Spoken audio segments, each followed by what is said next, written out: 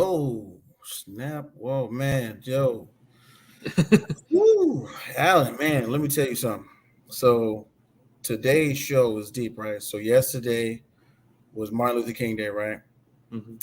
And tonight we got a full slate. We got you, we got Bo, we got Champ from TikTok. Bro, it's literally everything that Martin Luther King dreamed about. Seriously. And speaking of things that go on in Atlanta, our guy Jay is actually starting his uh, uh, adult lounge tour today in Atlanta. Let's just adult lounge. So big shouts out to Jay as you will be filling in. And we might as well go ahead and get it started, man. Shout out to Jay on tour right now. Jay, holla at your boy.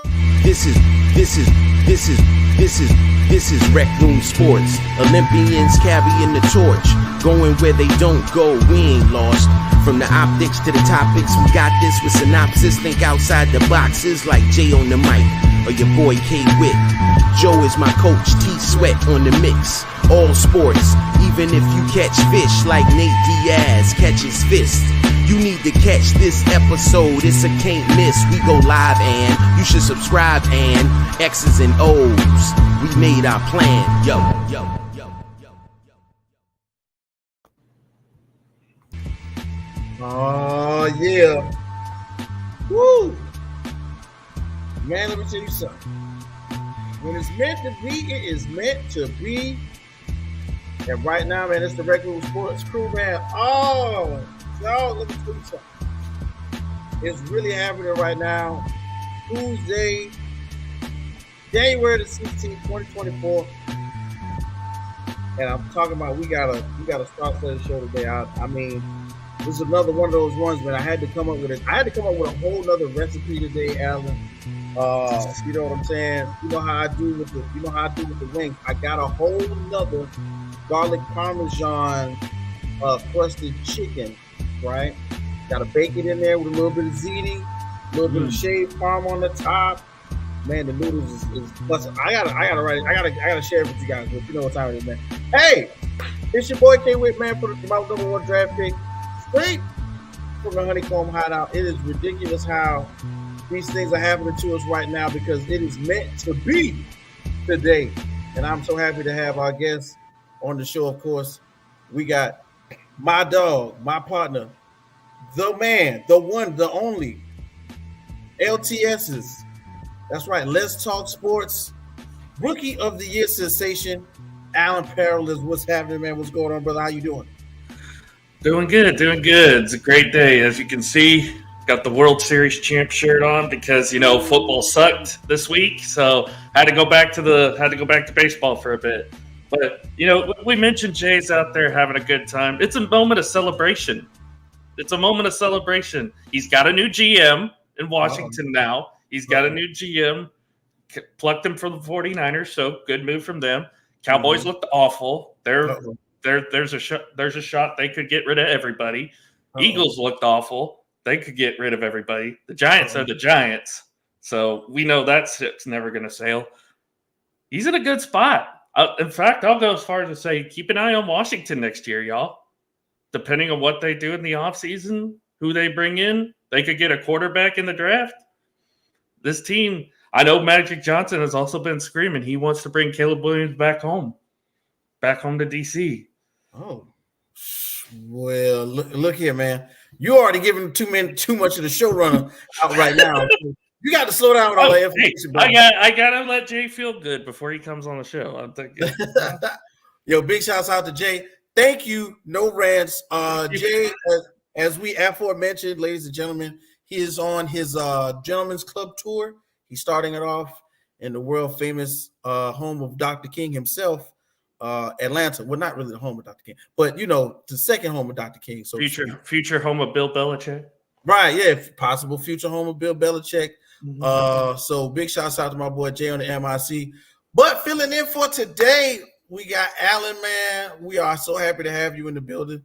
Bruh, listen, these last 2 weeks, well, this week and last week have been somewhat of a blur in the world of football. And Alan, I don't know if you know, but we got all of the analysts in today. So you're going to get to speak your piece about your Cowboys. I promise you. I guarantee you, you will have. I'm gonna let you have a rant of all rants about the Cowboys. But we got the guys and we got the gang in the building today. You know what I'm saying? I'm gonna throw him up on the screen. Little did I know he was like, one of our favorites of all time to come onto the show. Always got the hot takes, always great information. You can find him on TikTok at Undisputed World Champ each and every day. As soon as the game is over, before the game is over, and like while everybody's doing their analysis post game, he's got everything done already. Shout out to my guy, Undisputed World Champ. Let's go ahead and bring him onto the stage. Champ, what's good? How you guys doing? Good evening to you. How y'all doing this evening? Man, hey, bro, we are doing great, man. It's great to have you back in the building again. Of course, you one of our favorite guests, so it ain't never no problem to have you in the building. Of course, you know how we do it, ladies and gentlemen. We got our Uncle Bo from Football Talk with Bo. He will be in the building shortly, so we're going to go ahead and get things going. Fellas, man, how was your weekends? We ain't going to talk about the wins and losses yet, but how was your weekend, man? Well, I mean, other than the aforementioned game that shall not be talked about, it was actually a pretty good weekend. I got a lot of rest, had, an extra day off from work, so definitely needed it. Right. What about you, champ? Cold down here in the state of Georgia, side to Columbus, by the way. Hey, 34 degrees down here. It was cold. Ooh, yeah, hey, it's single digits right now here in Oklahoma, so we just got snow like twice last week, so we're just now getting through all that. It's supposed to jump up to 44 tomorrow. It's the first day since I want to say a week ago, 8 days ago that we've been above 32. So it's been chilly. You thought Kansas City got the worst of it, but some of that seeped down here too. So, man, listen, the whole thing is this. If y'all are cold, right? It's different for me in Florida because, everybody's running around here like it's 28 degrees in Florida, but when it's a nice 45, 50, you know what I'm saying? And it's crazy how everybody reacts to it, but hey, that's the way it goes out here, man. Soon as it gets anywhere close to 55, 60, 40, oh, man, they're ready to shut everything down. I see people in California in 70-degree weather wearing heavy coats. I'm like, how do y'all live? Hey, Cali, man, it's a different animal. But you guys know how we do it, man. Each and every week, we got the hottest topics in sports, and right now we are sticking to just football. Okay, so of course, Wildcard weekend, Super Wildcard weekend just took place, so we're gonna go ahead and get that going. So coming up next, we got our first reactions, man. So Super Wildcard weekend has taken place, of course, like we said. Has expanding the playoffs proven to be a good move by Roger Goodell and the powers that be at the NFL? What you guys think? Well, I mean, we kind of saw a little bit of it this year. You think 7 seed, to get one extra team in, see how it does. It hasn't worked out. I mean, they're only 1-7. In the postseason, but them finally getting a win, it's starting to prove a little dividends. Unfortunately, it came at the expense of my Cowboys, but it's neither here or there. But it allows teams that are maybe catch fire late in the season that just barely get into the postseason. I mean, we kind of saw it in baseball too, but it allows teams to have that opportunity, that chance to compete. I mean, your Steelers, again, 7 seed for third straight year. Still they gave up a pretty good matchup against Buffalo this weekend, not gonna lie. But I think it's working to an extent. It's not quite the competition we want to see because sometimes these 2-7 games are just not entertaining to watch. Or, sometimes your team just gets blown out at home. You never know what's gonna happen. But I think right now, it's a work in progress. Still, we'll have to wait maybe another year to see what it's doing. But so far, it's okay, I guess. It's nothing to write home about, but it's an okay move, I guess. It's just adding another team into the dance, really. Hey, man, everything's expanding. Can't wait to see what the college football national championship and the playoff system looks like when they had those teams in. So I guess we got to do a little something here. My man, Champ, welcome to the show. You know how it goes, man. Your opinion on the expansion of the playoffs, man. Has it proven to be a good move for the NFL and Roger Goodell? Yes, I believe it has, because you're able to see a number 7 seeded team come in and actually be better than the record says. A lot of teams in the NFL are better than their record says, whether it be a couple of close games they may have gotten away, whether it be maybe, an injury may have happened earlier in the season and they weren't able to rebound until later in the second half of the season. A lot of these teams are better than what we think they are. And Jordan Love and the Green Bay Packers proved that, along with, I believe, the Cleveland Browns as well. So, and, you got to think about this. The Pittsburgh Steelers, given the right circumstances, they were better than what the record stated they were. They was kind of playing hot potato at quarterback throughout the year. And when Mason Rudolph finally got into a rhythm, it was a little bit too little too late. And unfortunately, I think the game being rescheduled played a little bit of a part into that as well.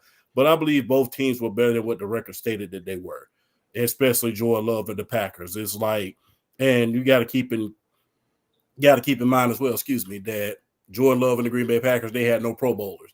And it gives the worldwide audience a chance to see a team they don't necessarily root for or necessarily see every day on prime time.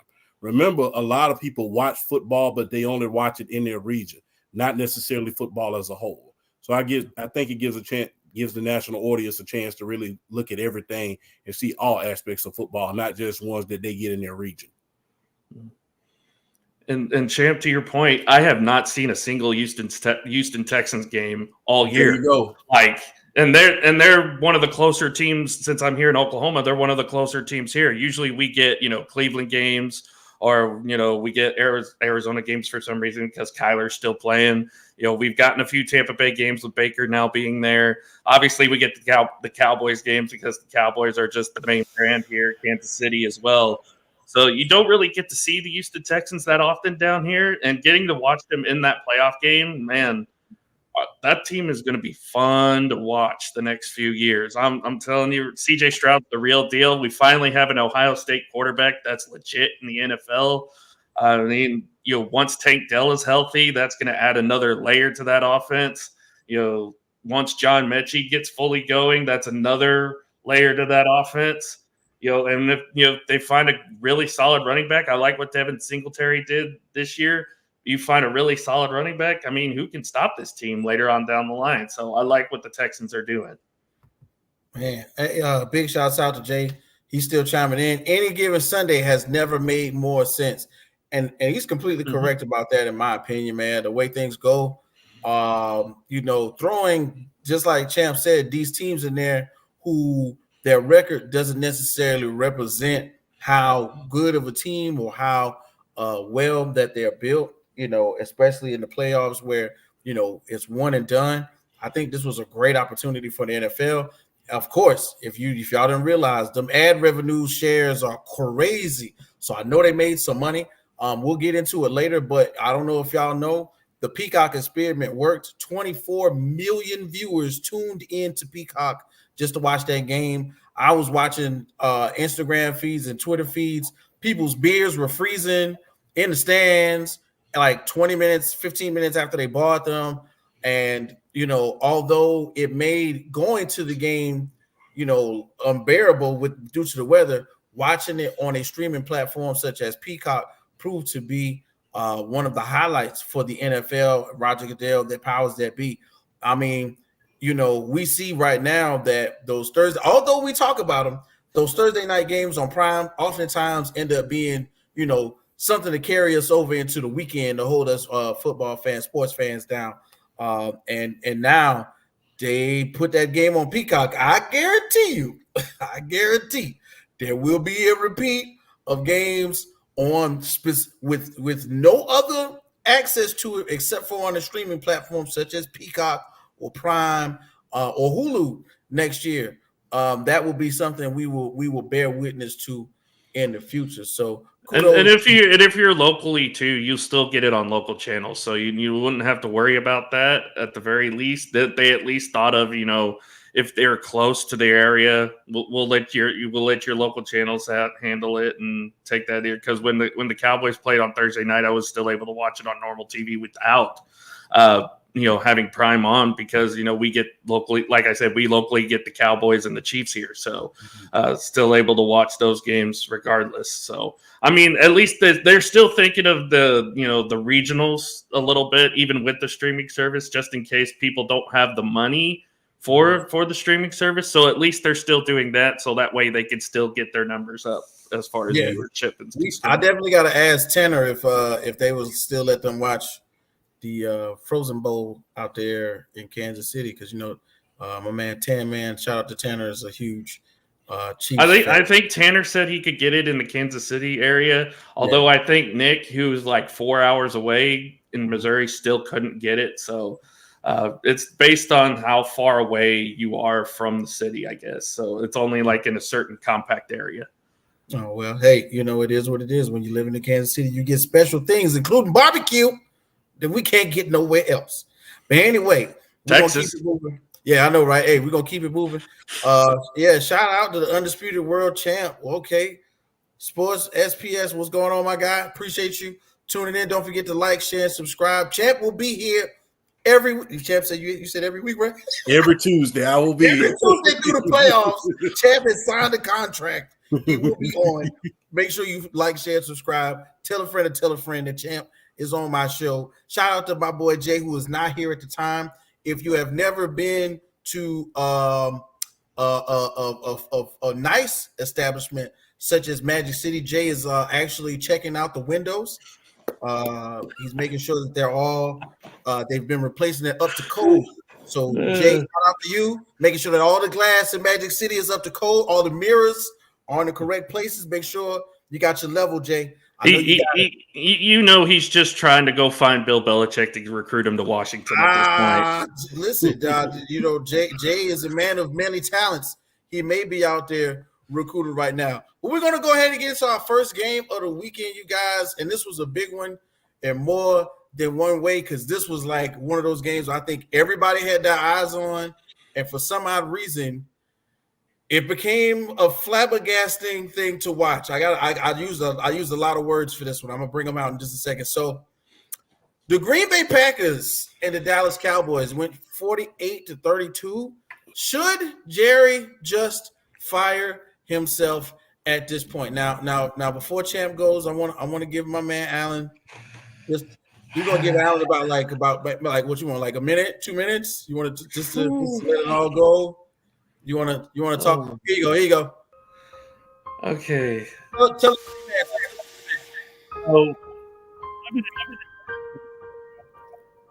little late bloomer. Unfortunately, I didn't get to experience the championship years in the 90s because I was born in 93, so I couldn't really, experience that.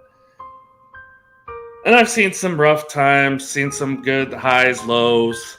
This is nothing new at this point. We all know what the story for the Cowboys is. They haven't won a meaningful game since 1995.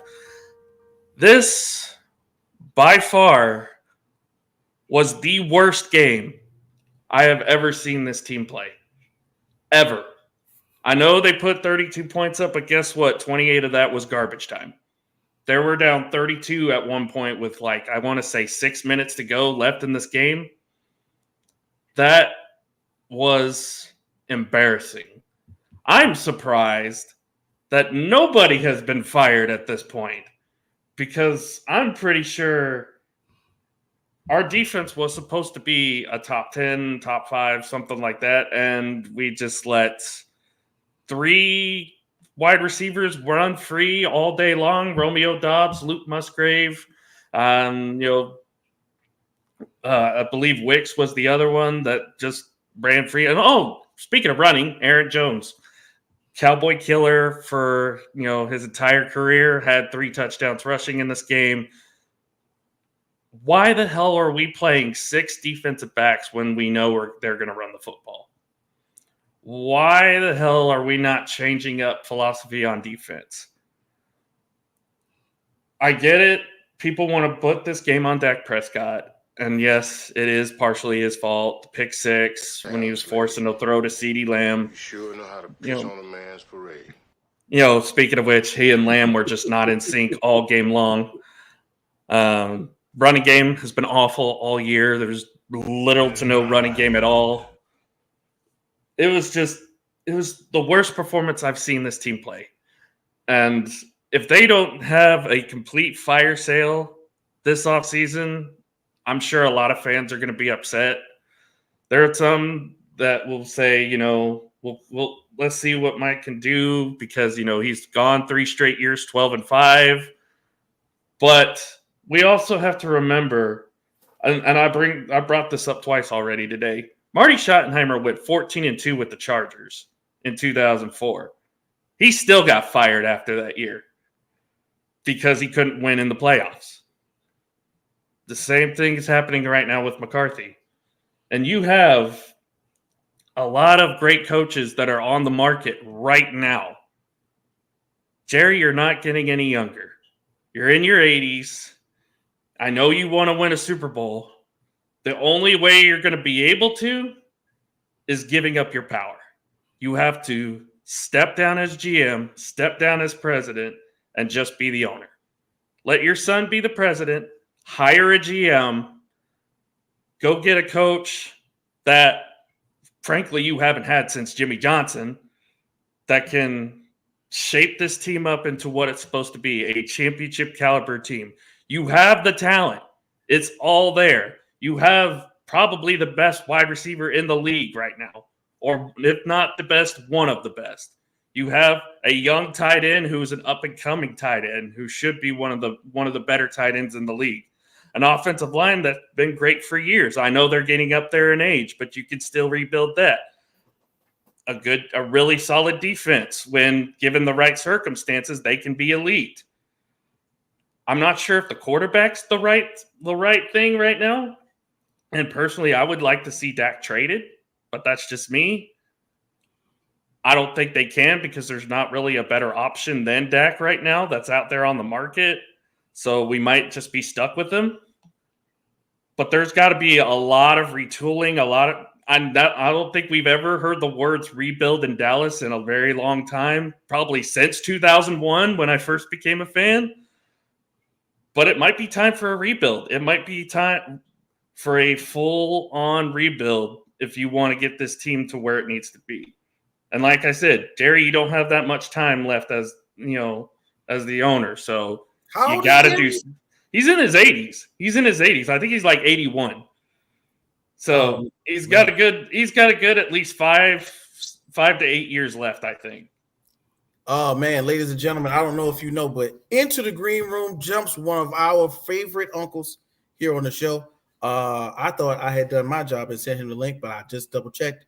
We got my guy Bo Crouch in the green room. Bo, what's going on, bud? Hey, what's happening, guys? Right. Hey, how you doing, sir? Mm-hmm. Good. How about Man, we got a full house today, Bo. And of course, just like we always do, today we don't have Jay. Jay has taken on his second profession as a efficient window checker. He went to Atlanta's famous Magic City to make sure that all the glass in Magic City is properly aligned and level. So Jay, shout out to my guy Jay out there making sure that all mirrors are clean and in place and not being shaken. So we got Alan Peralez in the building, my man Alan from our LTS family, and of course our guy Champ from TikTok is back again. Jump right here, man. We're talking Green Bay and Dallas. Should Jerry just fire himself at this point? I don't know. What you think? The answer is yes. 15 years or so, yeah. Yeah, I mean, yeah. This team, Jerry gets in the way more than anything else. I guess there's really no other way to say that. If he were to stick around and work in the draft, that's fine. He seems to do pretty well in the draft. He seems to assemble talent well. But then as soon as the season starts, I don't know, he needs to go get on one of these rockets to the moon that rich people go on and get as far away from this team as possible if he wants them to win. Mm-hmm. I will say this. If there was one team I think had a more embarrassing loss than us, it was probably Philadelphia last night. But that doesn't speak much for our division as a whole because it's just been disappointing. The East was a disappointment. Mm-hmm. Hey, well, before we go, our loss was. I gotta get Champ too. I gotta get Champ in here too, real quick. I will say this: our loss was demoralizing. The Eagles just didn't care. That's how I feel about that. No, we gonna get into that Eagles loss too. Shout out to Kelly Manigault. Yeah, my man. Shout out R.I.P. Big Kelly. He got Ravens versus Bills in the Super Bowl. I kind of like that. That's a little spicy take right there. And my guy Rec Room Sporting, shout out to Jay. Made the man a basketball T-shirt saying trade Dak and gave Jerry an expiration date. Oh, really? See, look at that. Jay is a man of many talents, man. Man of many talents. My guy Champ, your take on what is next for the Dallas franchise at this point, bro? First of all, shout out to my main man PSP. Thank you for tapping in. That's number one. Hey, Jerry Jones has to step back because if you look at some of the talent on this team that he's had, not just this year, but look at the talent that he's drafted over the years. The DeMarcus Wares, the Sean Lees, the Dat Nguyen, the Roy Williams, some of the receivers. And look at all of that talent, and look how it's not coming to fruition. Now he's fired several coaches since Jimmy Johnson. He's fired Chan Gailey, he's fired Barry Switzer, he's fired pretty much everyone. He's fired a little bit of everybody at this point. I mean, he even fired the great Bill Parcells. Bill Parcells had to leave at a certain point because, everybody knows because he brought in T.O. and Bill Parcells didn't want him. And you got to ask yourself how far that team would have gone, if that wouldn't have happened with Bill Parcells. Because you remember back then, Bill Parcells had somewhat control over personnel. Long as he doesn't get on a submarine, I think Jerry Jones is safe. Inside joke there. But as long as Jerry Jones does not get on the submarine, I think he'll be good, but he has to step back. Because the thing is, if you look at the NFC, we're just going to go with the NFC teams. If you look at some of the NFC teams that has made the Super Bowl this year, they've not only been aggressive in the draft, they've been aggressive in free agency. Look at what the San Francisco 49ers did just last year with free agency and trades, I'll say. Look at what the San Francisco 49ers did this year, getting Chase Young away from the Washington Commanders. Look at what they did last year with getting Christian McCaffrey. Look at what they did getting Randy Gregory. Look at what the Los Angeles Rams did by moving off of Jared Goff and going to get Matthew Stafford. Look at what the Philadelphia Eagles did last year in trading up in the draft, not to mention going to get Kevin Byrd and some of those players that the Tennessee Titans were willing to give up, including A.J. Brown. So if you're not willing to address issues in the middle of the season, and if you're the general manager, you need to address those. You knew you didn't have a running game going into this year. Zeke Elliott was gone. Tony Pollard was very much a disappointment, although he was franchised. Deuce, in my humble opinion, was not used correctly. So you had plenty of teams that were willing to give up their running back, including the Tennessee Titans. It just came out that Derrick Henry said he was this close to being traded. So why didn't you pull the trigger on that, knowing that you had a needed running back? Not to mention, you saw all year this team was weak against the run. The team when teams starts running the ball, when teams start running the ball against the Dallas Cowboys, it gets uglier. It gets uglier than them masterpiece sneakers. I'll say that to this day. It gets ugly.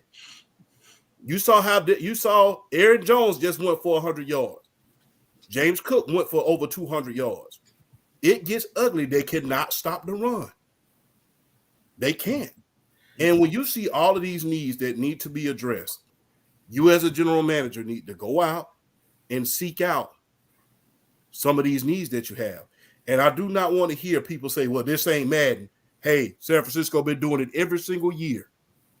Mm-hmm. Because every year, and I'm pretty sure I can speak for every last one of us on this panel, we look at the San Francisco 49ers and say, excuse me for saying this, how in the hell did he get him? He's on that team. How much more do they need? They're smart. I mean, look who else was aggressive this year. Baltimore. Yeah. They're the number 1 seed in the AFC. You go get Odell Beckham. You go get Roquan Smith. You've got a great defense now. Clowney. You go Zay Flowers, Jadeveon Clowney. Yeah. And they're reaping the benefits from it. And now they get Mark Andrews back, which is gonna get even more uglier for a lot of teams in the AFC.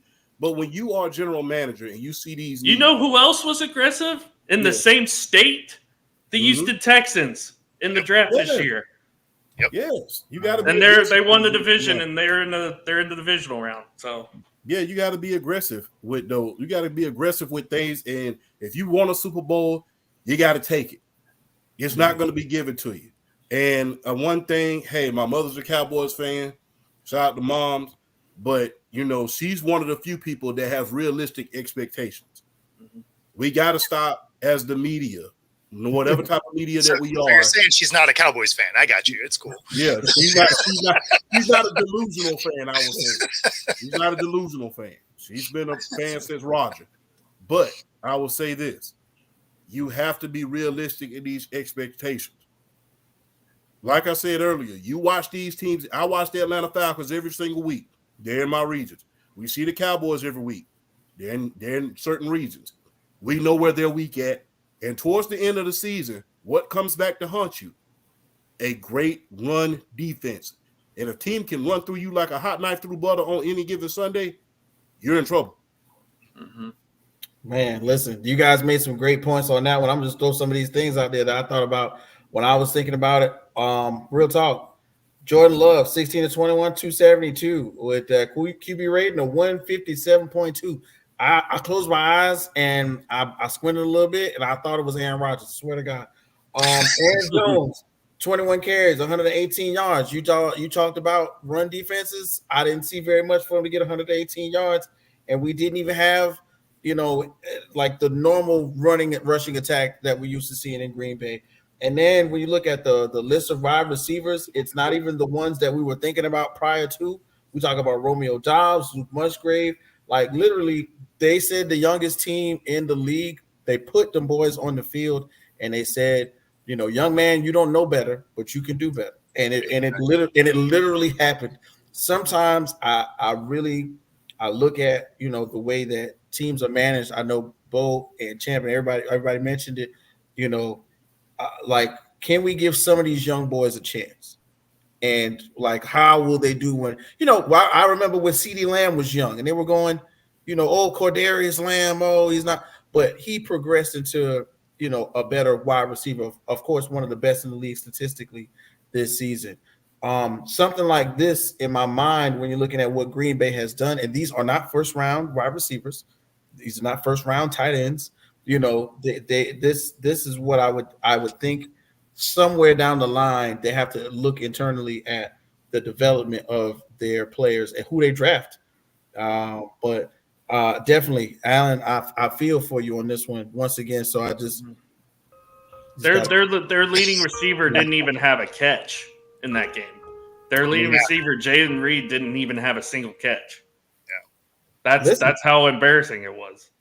Well, and honestly, it's a good thing you guys got some garbage time points because it would have looked a lot like that Eagles game. Mm-hmm. I mean, because Green Bay had second stringers coming in, right? Mm-hmm. It was just like, man, they had that perfect onside kick too. It's just nobody went for the ball. Yeah, nobody went for the ball. Watching. Everybody was watching it. It's the same thing they did against the Falcons like a couple years ago. The tap it down, let it go 10 yards, and jump on it. Nobody in white was on that ball. That had that Cam Newton feel. They see the ball and they're like, nah. Oh man, look, guys. Like I said, though, at least we tried tackling, unlike what the Eagles did. But well, look, since we're talking about tackling, let's talk about a game where I don't know how they were able to tackle each other, but they sure tried. Coming up next, we're going to talk about Dolphins and Chiefs, okay? Dolphins and Chiefs. I love that. And it only costs $5.99 unless you live near Tanner. Shout out to Tanner Dawson from Let's Talk Sports. Gentlemen, this was one of those games where I was like, man, they gotta like cancel it or reschedule it or something, because I don't know in the instance of how this will work, where we're throwing the ball, we're catching the ball, we're touching the ball. I'm sweating, the sweat is freezing on my body. Like, how is this going to work? But somehow, some way, you know, when you take dolphins out of warm water and you put them in cold regions, it doesn't work. Like, it didn't work at all. So right now, fellas, tell me what we're thinking about when it comes to this game right here, Dolphins and Chiefs. I mean, you knew this was coming. Yeah, I mean, it's too bad Dolphins can't magically turn into seals when they go into cold water, because they would have had a better chance if that were the case. But again, you say they should have, some should have changed with it. This is the fourth coldest game in NFL history. I mean, it was -7 degrees at kickoff, and frigid temperatures. The wind chill was like -30. The wind chill. Crazy. The wind chill was literally -27 at one point. See, like I said, with me being a Cowboy fan and a Cowboy historian, this is bringing back Ice Bowl vibes from that day. So I always love watching the highlights of that game, because it's like you go to the end of it, they're about to do the quarterback sneak where Bart Starr wins the game, and right before that, that it was said that Vince Lombardi just looked at Bart Starr, it's like, sneak it in and let's get the hell out of here. Exactly. And I'm pretty sure that's what Kansas City fans were just like, let's just get this over with and get the hell out of here, because this is pretty much how it kind of played out. I mean, Miami couldn't do much of anything in this game. Defensively, you kind of understand defensively. They're down like half their roster on defense due to injury. They still put up a valiant effort holding Kansas City to just field goals for most of the night, so you got to give them props for that. Offensively, this is the kind of game that Kansas City desperately needed with how they looked this season coming into the postseason. They desperately needed a game like this to kind of get a little bit of their momentum back. Now, is it going to translate when they go to Buffalo? Who knows? But at least it's a better showing than what we're used to. Still have problems with drops, though. Kelsey can't hang on to the ball. He's spending too much time with Taylor Swift, I swear. That's why his hands are so slippery. I'm sorry. Yeah, right. But also keep in mind they had no Kadarius Toney, which is probably for the best, and I don't think they even had Nicole Hardman at all as well. So this to me proved two things: Rashee Rice is the real deal. He's going to be a superstar wide receiver in the league, and two, that Kansas City defense is one of the better defenses. It's probably the best defense in the postseason right now. If I'm any team playing Kansas City, I have to be wary of that defense, because they come to play every postseason. Even if they look mid or mediocre in the regular season, postseason, this is where this team turns it on. So keep an eye on their defense the rest of the postseason. I mean, they've had a much improved defense this year anyway. Like, this is probably one of their better defenses Mahomes has played with. It's just unfortunate for him that now he doesn't have any weapons, and the one receiver they thought was going to be kind of helpful when he isn't throwing the football on the ground is offsides or tipping it to the other team. I feel like he's got some parlays he's trying to hit, and his team isn't in them. Yeah, I'll give him this, Bo. He'd be very good at volleyball. Right? Just saying. He'd be very good at volleyball. He'd be out first in dodgeball, though. He ain't catching a damn thing. Definitely out first in dodgeball. Champ, your views on the Frozen Bowl? Hey, people keep giving excuses to the Miami Dolphins, talking about it was cold, the weather was bad, and they can't possibly run the offense in weather conditions like this. But you got to think about this. You had a chance to control your own destiny early in the season. You was tied for the number 1 seed. You was right there. It was you and another team that had an epic collapse. I mean, you had a chance to get the division. You let the Buffalo Bills come back and take that division from you. So it's very well you could have had the division had you won the Buffalo game even before that. Remember, Buffalo was 6-6 at one point. They were talking about firing Sean McDermott. They were talking about breaking up their whole team except for Josh Allen. So at the end of the day, hey, you controlled your own destiny at a certain point. You dropped the ball, quote unquote, I will say, and you let the Buffalo Bills come back, beat you, and then take the entire division away from you. So now you got to go on the road where you're not necessarily comfortable at. And you got to ask yourself this. Cam Newton said that Tua Tagovailoa was a game manager. Wasn't he right? I'd be hard-pressed to say that at this point. I'd be very, very hard-pressed to say that at this point. And do you really want to give Tua $40 million at this point? He's only been healthy one season. There's no guarantee he's going to be healthy the next season. And you got to think about this. I mean, they gave it to Daniel Jones. I mean, that was another move. And I'm going to do a video about this. You will see it before the season is over. Do not overpay for quarterbacks this season unless they show extreme promise. I mean, you got to give Daniel Jones at least one thing. He's the only quarterback to beat Lamar Jackson out of the NFC. So, I mean, hey, fair enough. I give him that, fair enough. But I will say this: hey, Miami had their chance. I mean, that's the only thing on his resume, but still, Miami had their chance in order to clinch the division. You let the division get away from you. You had to go on the road. Hey, going on the road, you became exactly what we thought you were. You became a game manager, which you really wasn't a world beater in the first place. If you really look at it, look at the weapons around Tua at this point. Look at it. Everybody was saying the same thing about Jalen Hurts last year. Why are we not taking that same energy with Tua right now? You have everything at your disposal. You're in a quarterback's dream. You have 2 high-caliber running backs. You're in a zone blocking system. You have 2 number 1 receivers, and you have receivers on the bench. Yep. You got Chase Claypool and Robbie Anderson on the bench at this point. So you have 4 receivers. The field is yours. Everybody was talking about this year he was going to be an MVP candidate. No.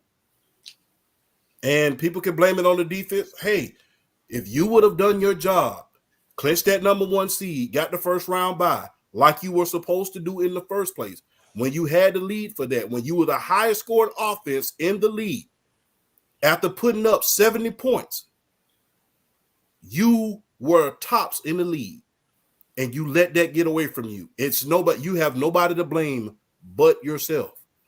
No one to blame but yourself. You chose not to get business done at Buffalo. Now you have to go on the road. And guess what? When you're late in the season, when you're going to the playoffs, you're going to have to play weather games. Get used to it. Every team, if I'm not mistaken, teams who won Super Bowls in Miami, they had to go on the road at times. Mm-hmm. They had to go to Pittsburgh. They had to go to Buffalo. They had to go to places where we didn't even want to go. They had to go to Kansas City. I mean, the Miami team had to go to Kansas City and play the longest game in NFL history. Double overtime, almost triple overtime. They had to win in those conditions. You're not special just because you're in modern day times. Mm-hmm. You're not special. So guess what? Figure out a way to win and figure out a way to get it done where you're supposed to, because if you put yourself in a position to lose, you may lose, unfortunately. Mm-hmm. Hey man, look, I like where that one was going now. In real life, you gotta be point there, champ. You know, the conditions are always ideal in Miami, but you gotta know how to play out of your stadium. And that defense, unfortunately, was going through a lot, and they did not travel well. And in this instance, hey, I mean, it did not prevail like we thought it would. I mean, let's look at it. You got 23-24 for Patrick Mahomes.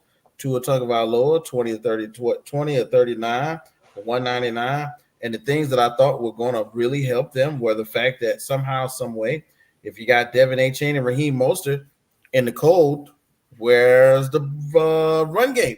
Where it looks like Raheem Mostert got 8 carries, Devin Achane got 6. 8 and 6 is what? How many? 14? That's not a lot. lot. Yeah, right. So it's somehow, some way they didn't execute a game plan in which I thought would have been more ideal for the conditions. It's cold. I mean, they already windy. won their Super Bowl though. Tua made it through a whole season. Yeah. So yeah, and that's the thing. I honestly think that looking back at it, they celebrated the small wins for the season. That's what I wrote down. Miami celebrated small wins, and it's okay. Tua was healthy. Tyreek Hill became an MVP candidate, proved once again that he doesn't necessarily have to be in Kansas City to be a top wide receiver.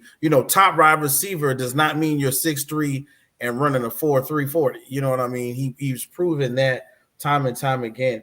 And then somehow, some way, I think that one of the things that we look over a little bit is that Tua is a pretty good quarterback. Pretty good. Maybe not in that top tier. If there's a tier 1 and tier 2, he's definitely in tier 2. So I think that was a bit of a discovery as far as the Miami Dolphins are concerned. So kudos to that game. Although we wish it would have turned out a little bit closer. It is what it is, man. You got to do what you got to do. You got to take them boys on the road. All right, let's go. There just wasn't very many good games this weekend. Like, it was a lot of blowouts, and then there was one good game. And we're going to talk about a blowout, and it's going to hurt my feelings. But oh well. Coming up next. So I didn't type this showrunner, but I'm going to read it anyway. Steelers 17, Bills 31. Are we here to win championships, or are we here not to lose? Is Tomlin not having losing records enough to keep hearing the same message? Sorry, Whit. Thanks, Jay. I hope you brought your tools. I think we have to check for code violations on satellite 1. Make sure check satellite 1. Got to check satellite 1. The main stage has to be level. Please make sure that the sprinklers in the back are according to code. Thank you very much, Jay. Our correspondent Jay from Rec Room Sports is right now doing his second career as as he's checking the code in locations such as Onyx. And I believe he went to, Magic City first, if I'm not mistaken. I'm waiting on it to see. Anyway, so Steelers Bills, ladies and gentlemen, this one was a tough one for me to watch. I can't lie. I'm going to talk about it last. I'm going to put some sad music on for myself as well. But guys, Steelers Bills, who wants to talk about it first? I'll be brief. I don't think all of this is on Mike Tomlin at this point. Y'all, the team has not replaced Ben Roethlisberger. And I have said it over and over. This team is a quarterback away from being in serious contention. And I'm just going to be honest with you. Like I've said before, and I've said this on many platforms, the only reason why Kenny Pickett is that quarterback of that team is because they were haunted by a ghost of the past. They were very, very concerned about Kenny Pickett being in their own backyard the way Dan Marino was back in the 80s, and they passed up on him, and they did not want to make the same mistake twice. So that is the reason why they stuck with him as long as they did. It's time to pull the plug. You have a rich, arguably one of the richest quarterback draft that you're ever going to have, arguably in the history of the NFL. This is arguably the richest quarterback class in NFL history. You have at least 6 guys that's going to go in the first round, at least 6. And even if they fall to the second or even the third, they're still great quarterbacks. When you think about Jaden Daniels and some of the other guys, draft you one and get your offensive coordinator. Go get yourself a Byron Leftwich or see what the Washington Commanders are going to do with Eric Bieniemy at this point, since they're bringing in a whole new staff at this point. But you have to get an offensive coordinator and you have to get a quarterback. Other than that, the Steelers are pretty much set. They have the receivers. They have the defense. You have a world beater at defense in TJ Watts that's not going anywhere anytime soon. And how well the Steelers draft, the only thing that they have not been able to get right consistently, I'll say, was the quarterback. They stuck with them long term. They had Bradshaw, Roethlisberger. Everybody else is in spurts. Cordell Stewart, Tommy Maddox, Charlie Batch, just to name a few. It spurts. A couple years, they're out of there. So they need to get a permanent fixture at quarterback. He doesn't even have to be a world beater. We saw what they did with the first 2 years with Ben Roethlisberger before he became Ben Roethlisberger. Get you a quarterback, Pittsburgh, or else you're going to be having winning seasons for a very, very long time. All this is not Mike Tomlin's fault. I can't control who you draft at quarterback. And I'm a defensive coach. I can't teach the quarterback how to throw. And if he throws 3 interceptions, I'm a defensive coach. Especially when I got somebody like Matt Canada who don't know his head from a hole in the ground. Hey, that's how it is. Draft a quarterback, Pittsburgh, and get your offensive coordinator. That's the thing with this team, right? They weren't able to score points all year. Mm-hmm. So the fact that they were able to get into the playoffs really based on their defense actually scored a lot of points. You knew by the time you got to the playoffs, even if they snuck in, the inability to put up points, and then you pair that with TJ Watt being injured, missing this game, it really didn't matter who they came up against. It was going to be a bad game. Yeah, I mean, looking at my phone right now. Oh, look, Fire Canada is trending on Twitter. No wonder. Yeah, I mean, you need to get the quarterback right. I mean, I feel like this is the second time. If I'm not mistaken, Cordell Stewart was from Pitt as well, right?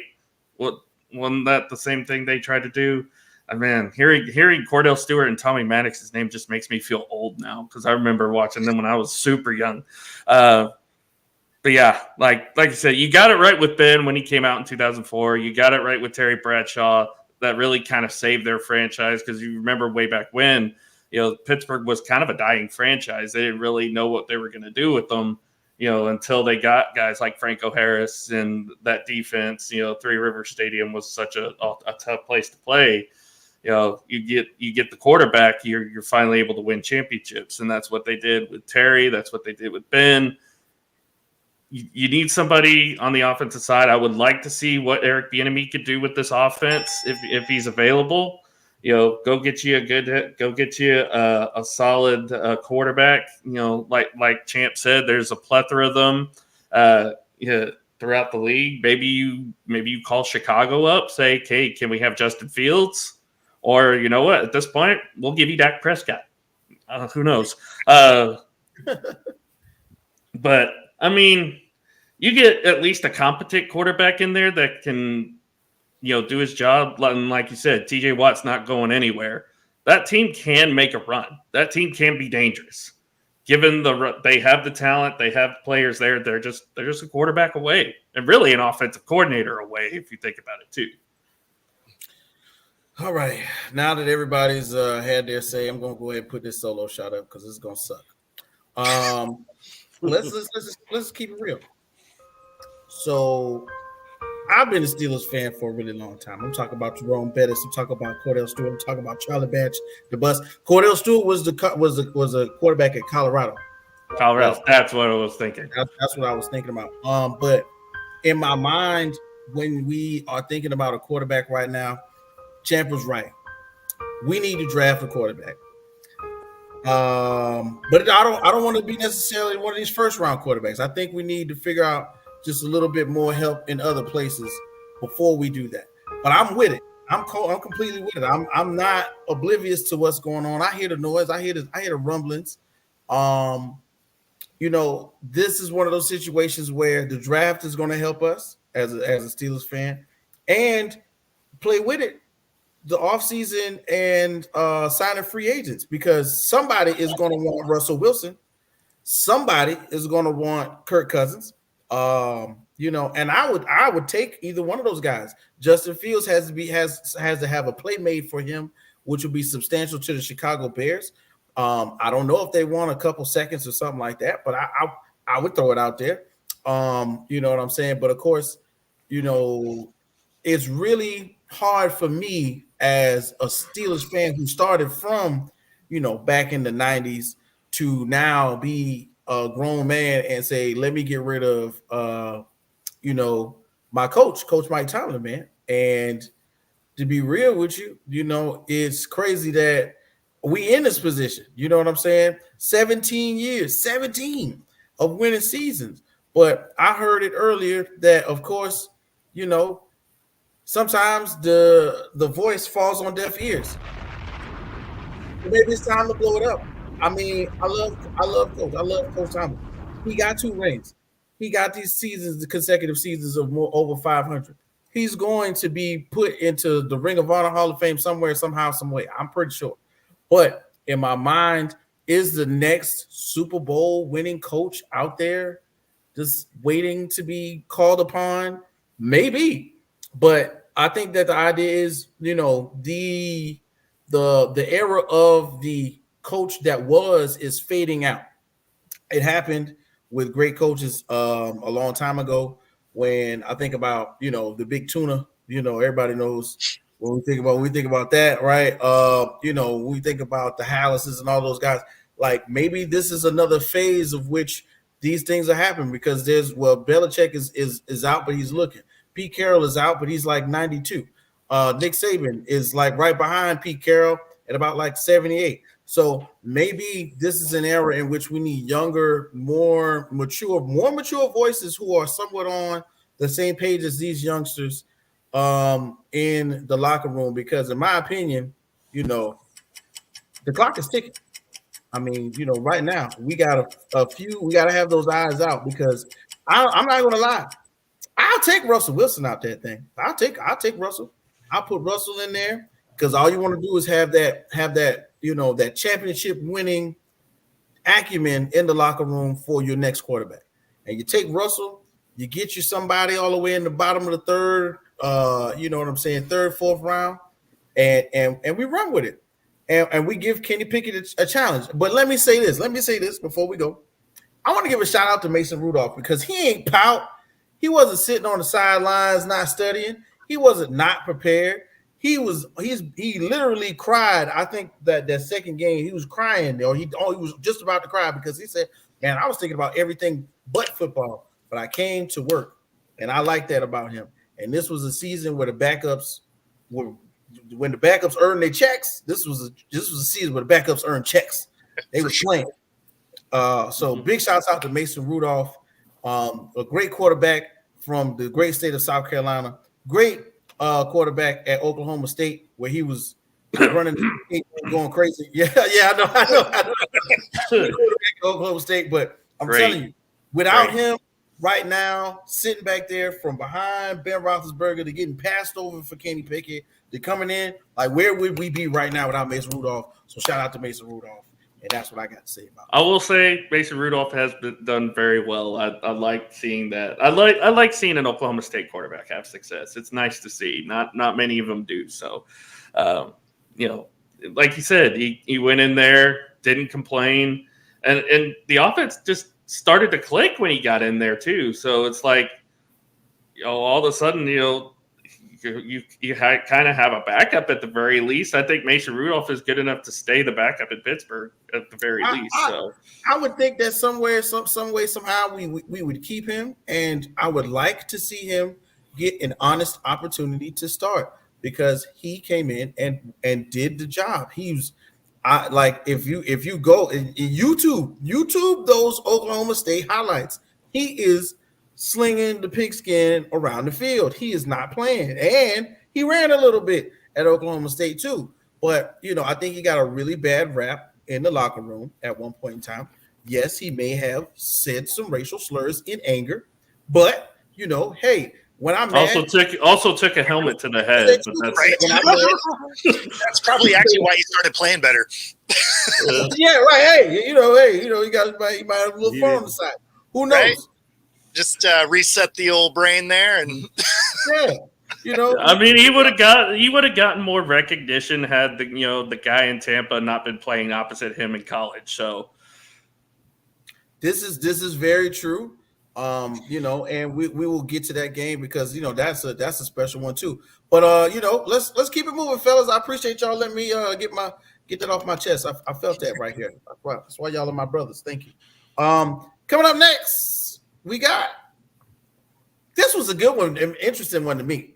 Browns Texans, man. Browns 14, Texans 45.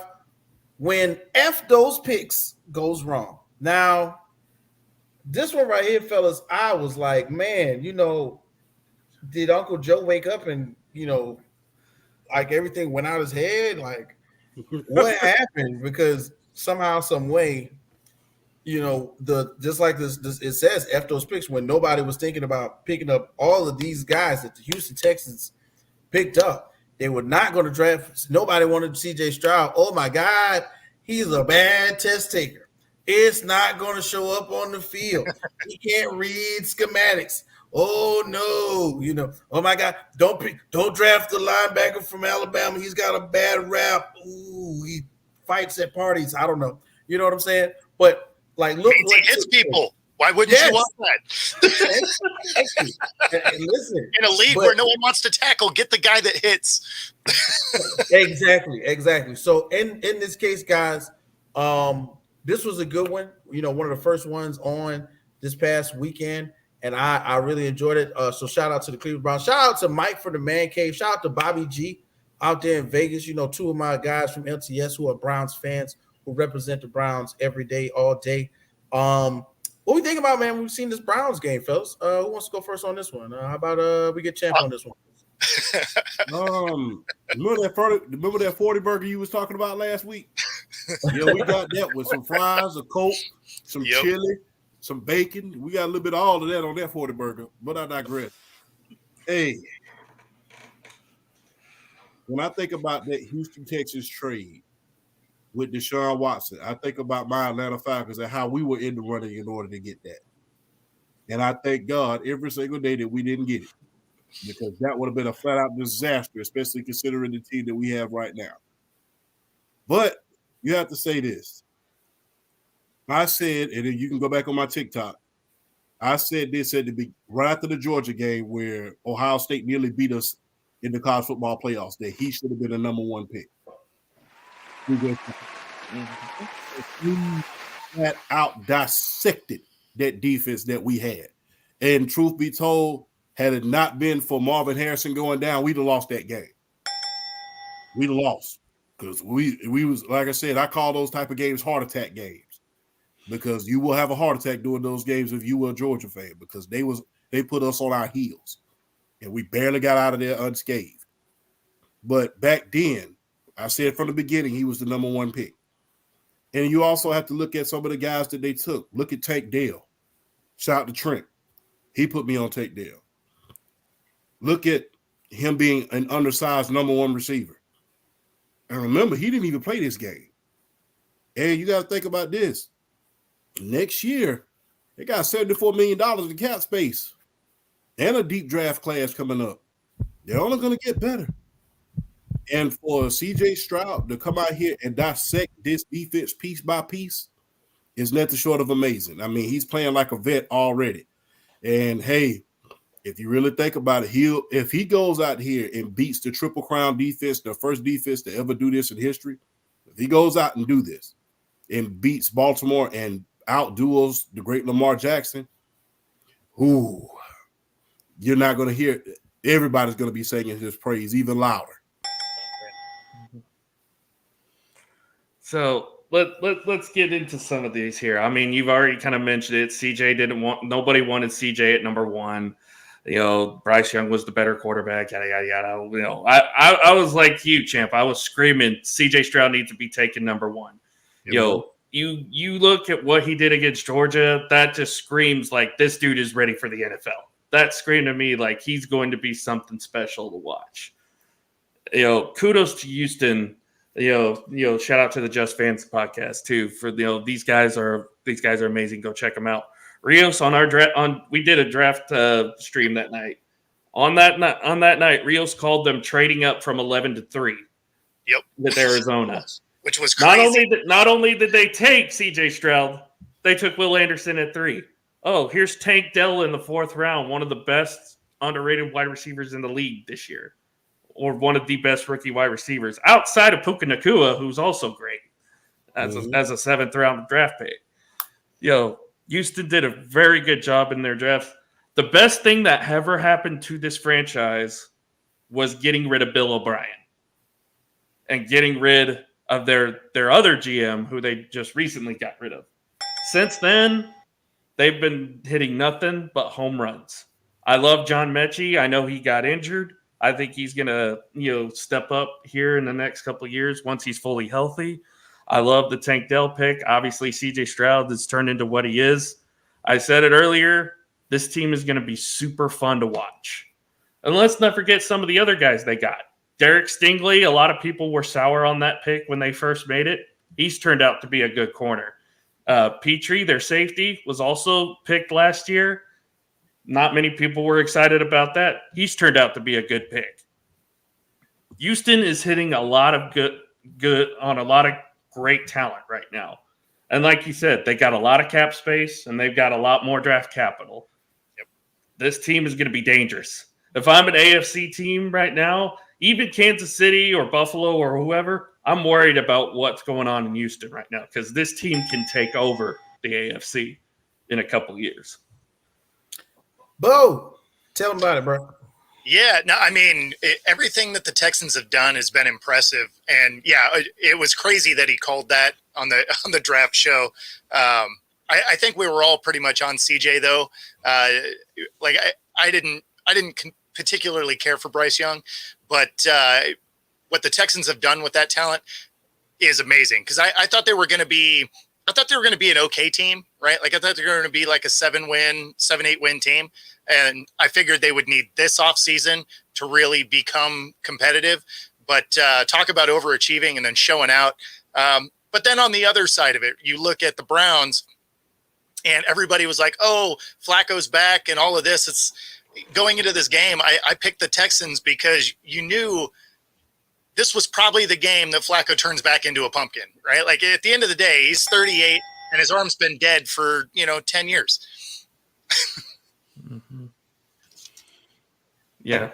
When I look at what you said, man, and I like Bo, most of the time I'm really into the numbers on this one. But I'm looking like, come on, man, Joe Flacco, 34 or 46, 307 yards. But what killed him, of course, were the 2 interceptions and that 1 pick six. I'm telling you, and to me, they were really on every time they were on a roll. It was something was happening, and then it kind of snowballed to where it was like, oh, here goes the interception. All right, they get the ball back. Oh, there's the interception at the pick six. All right, then third down. It was real repetitive. But let's give some credit to the Houston Texans, man. CJ Stroud, 16 of 21, not too much work, just enough to make him look good.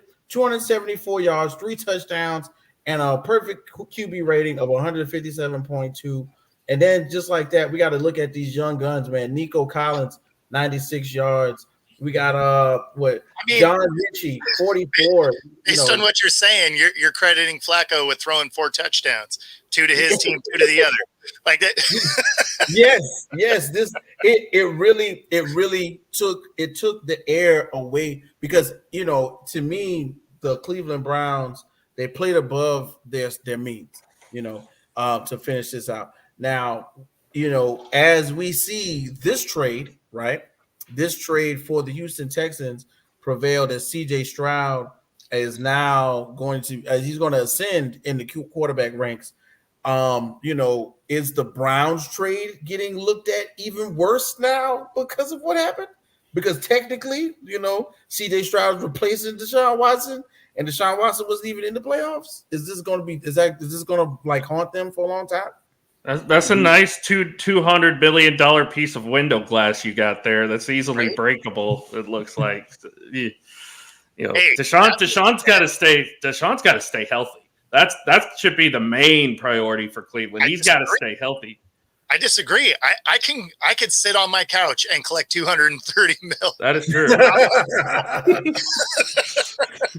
Yeah, it wouldn't bother me at all. Sit down to 230. I've heard a lot of Browns fans, and I work with a couple of them here in the city. There are a lot of Browns fans that are we want to keep Flacco. I'm just like, all right. I would advise against that. I mean, my thing is this. Hey, you got to this next year. Hey, it's sink or swim. And the great words of Snoop, if you can't swim, you drown the drizzle. Because the thing is, this year, we gave you a mulligan the first year. The second year, we gave you the benefit of the doubt. Third year, you get hurt. This is your fourth year. So if you stay here and in your third year at Cleveland, you did not look good until that last drive before you got hurt. So this is your fourth year. So it's do or die, swing, sink, or swim. And you have arguably one of the most talented defenses in the NFL. Nick Chubb, hey, people can say what they want to about Nick Chubb. Hey, Nick Chubb did it before, he'll do it again. Mm-hmm. I mean, I saw Nick Chubb's last injury. We didn't think that he'd even be in the NFL at this point after he suffered that same injury in Georgia. Nick Chubb did it before. He did it as a child. He'll do it as a grown man. I am not selling him short. Mm-hmm. So I like that. So you're getting everything back next year. You get your offensive line back. Hey, not even that. Your offensive line, one of the top offensive lines in the league. So with that being said, another guy that's in a quarterback's dream, you ain't got to throw on your back like a lot of other quarterbacks do. You ain't got to run for your life. You can stick back there in that pocket and just, you can go back there and make your sandwich if you want to and then throw the ball. He still gets hurt somehow. Yeah, you still get hurt somehow. Like the turf monster comes and breaks his leg. Like, I don't know. So this year, hey, I'm gonna draft. If I'm the Cleveland Browns and one of those 6 quarterbacks, one of the Super Six, what I call them, one of the Super Sixes fall to the second round. Oh, I'm definitely drafting. Because if you go down again, you might as well. Hey, we finna get some of that. We finna restructure some of that money. You can. It's guaranteed. It's guaranteed. Oh yeah, it's fully guaranteed. It's fully guaranteed. Yeah, you can't. I don't think nobody's crazy enough to restructure. And he took the pay cut. He took the pay cut the first 2 years. It's backloaded. No, it's oh yeah, man. The first year was $1 million because he wasn't going to really play. He is the NFL version of Bobby Bonilla right now. I want to know who his agent is because I want to talk to him right now. Listen, let's just keep it real. They knew, hey, look, he is going to pay these women first. That's all they knew. He's going to pay. I don't know. His lawyer was like, he going to pay me, then we're going to pay these women. Stop arguing. Stop talking. Stop That's saying right. you don't remember. You can't pay them for services. You got to take them to dinner because that's different. There you go. Yes, we took these women to eat. They free. Restaurants. That's what we did. I will say this before we move on. The happiest man after watching this game is now sitting on a plane headed to Detroit right now. Wow.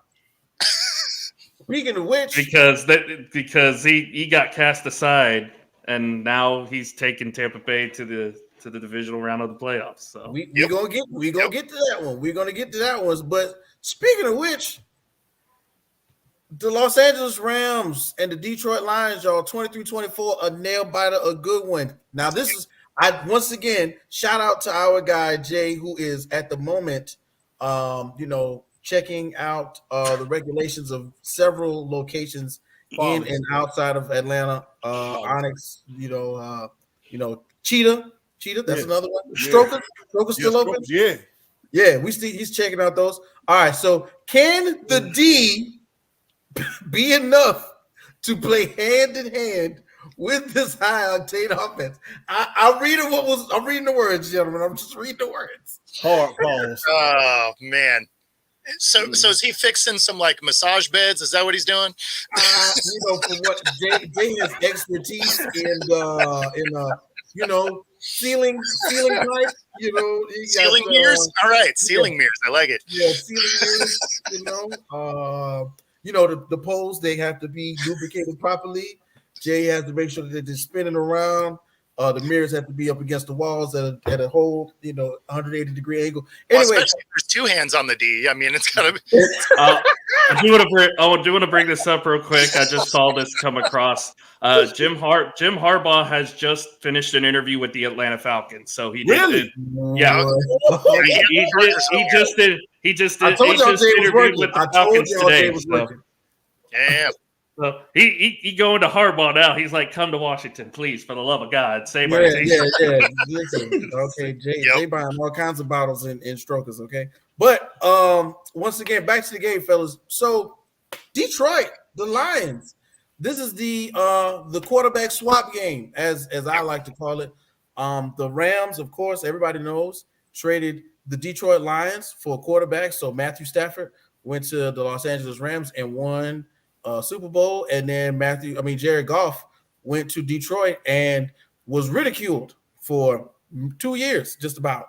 But hey, look at what the difference 3 years makes, especially under Dan Campbell. So, gentlemen, right now, looking at this game, looking at what took place, the Detroit Lions, is the defense and the offense going hand in hand with this one?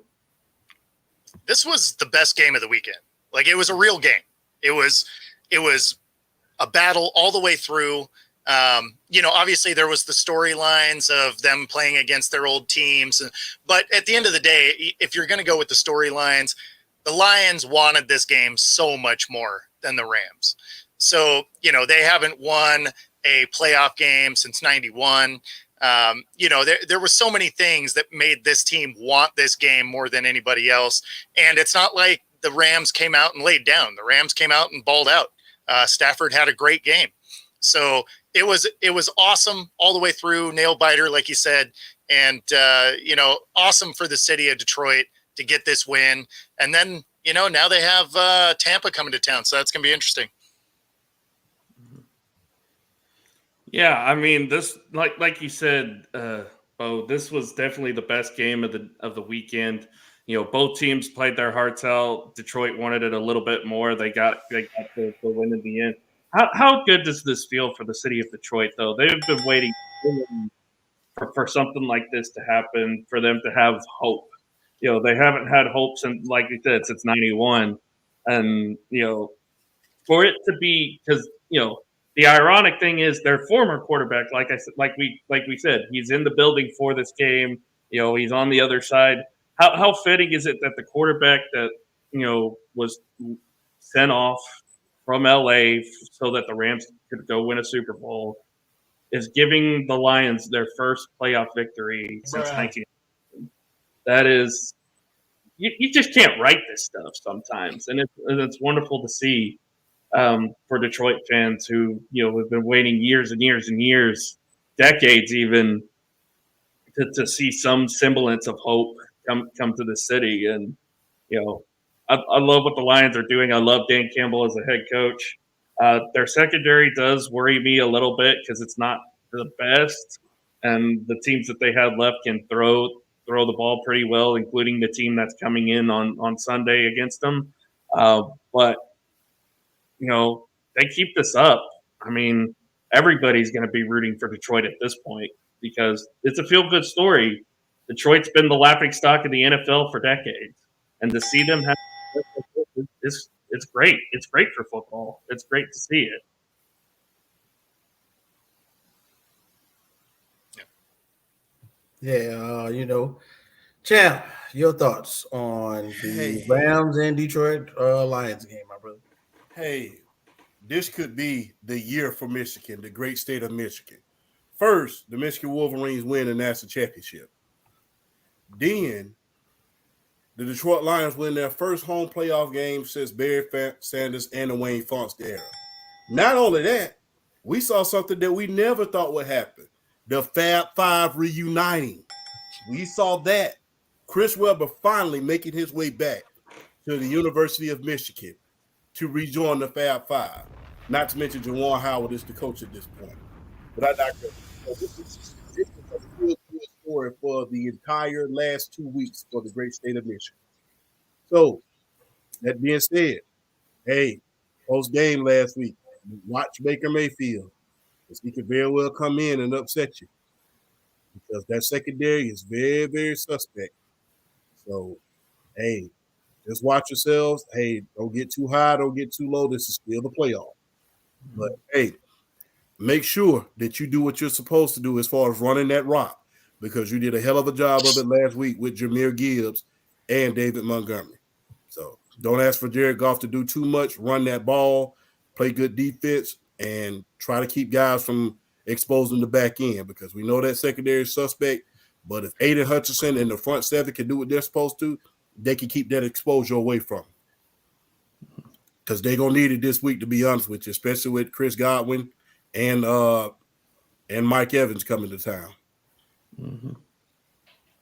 Man, let's take a look at this. Who's that right there? We got the Barkins show. Go Packers, go! Shout out to my guy Nick Barkins. Don't forget to check myself and Nick Barkins out tomorrow on Head Kicks and Haymakers. We talking MMA, boxing. We talking Riyadh, Saudi Arabia, and all that good stuff. Shout out to Nick, man. I appreciate you following through. Listen, you made a good point about a lot of things that we got to talk about for sure. When we're thinking about the D, we don't want anything coming on the back end. You know what I'm saying? This really is a late show, huh? Right. Yeah, this is a little late night show right now. Okay. But of course, man, let's get into it, man. Like the story, I'm a storyline guy. Of course, I have a background in sports and journalism, so like you got to put the feel good story in there.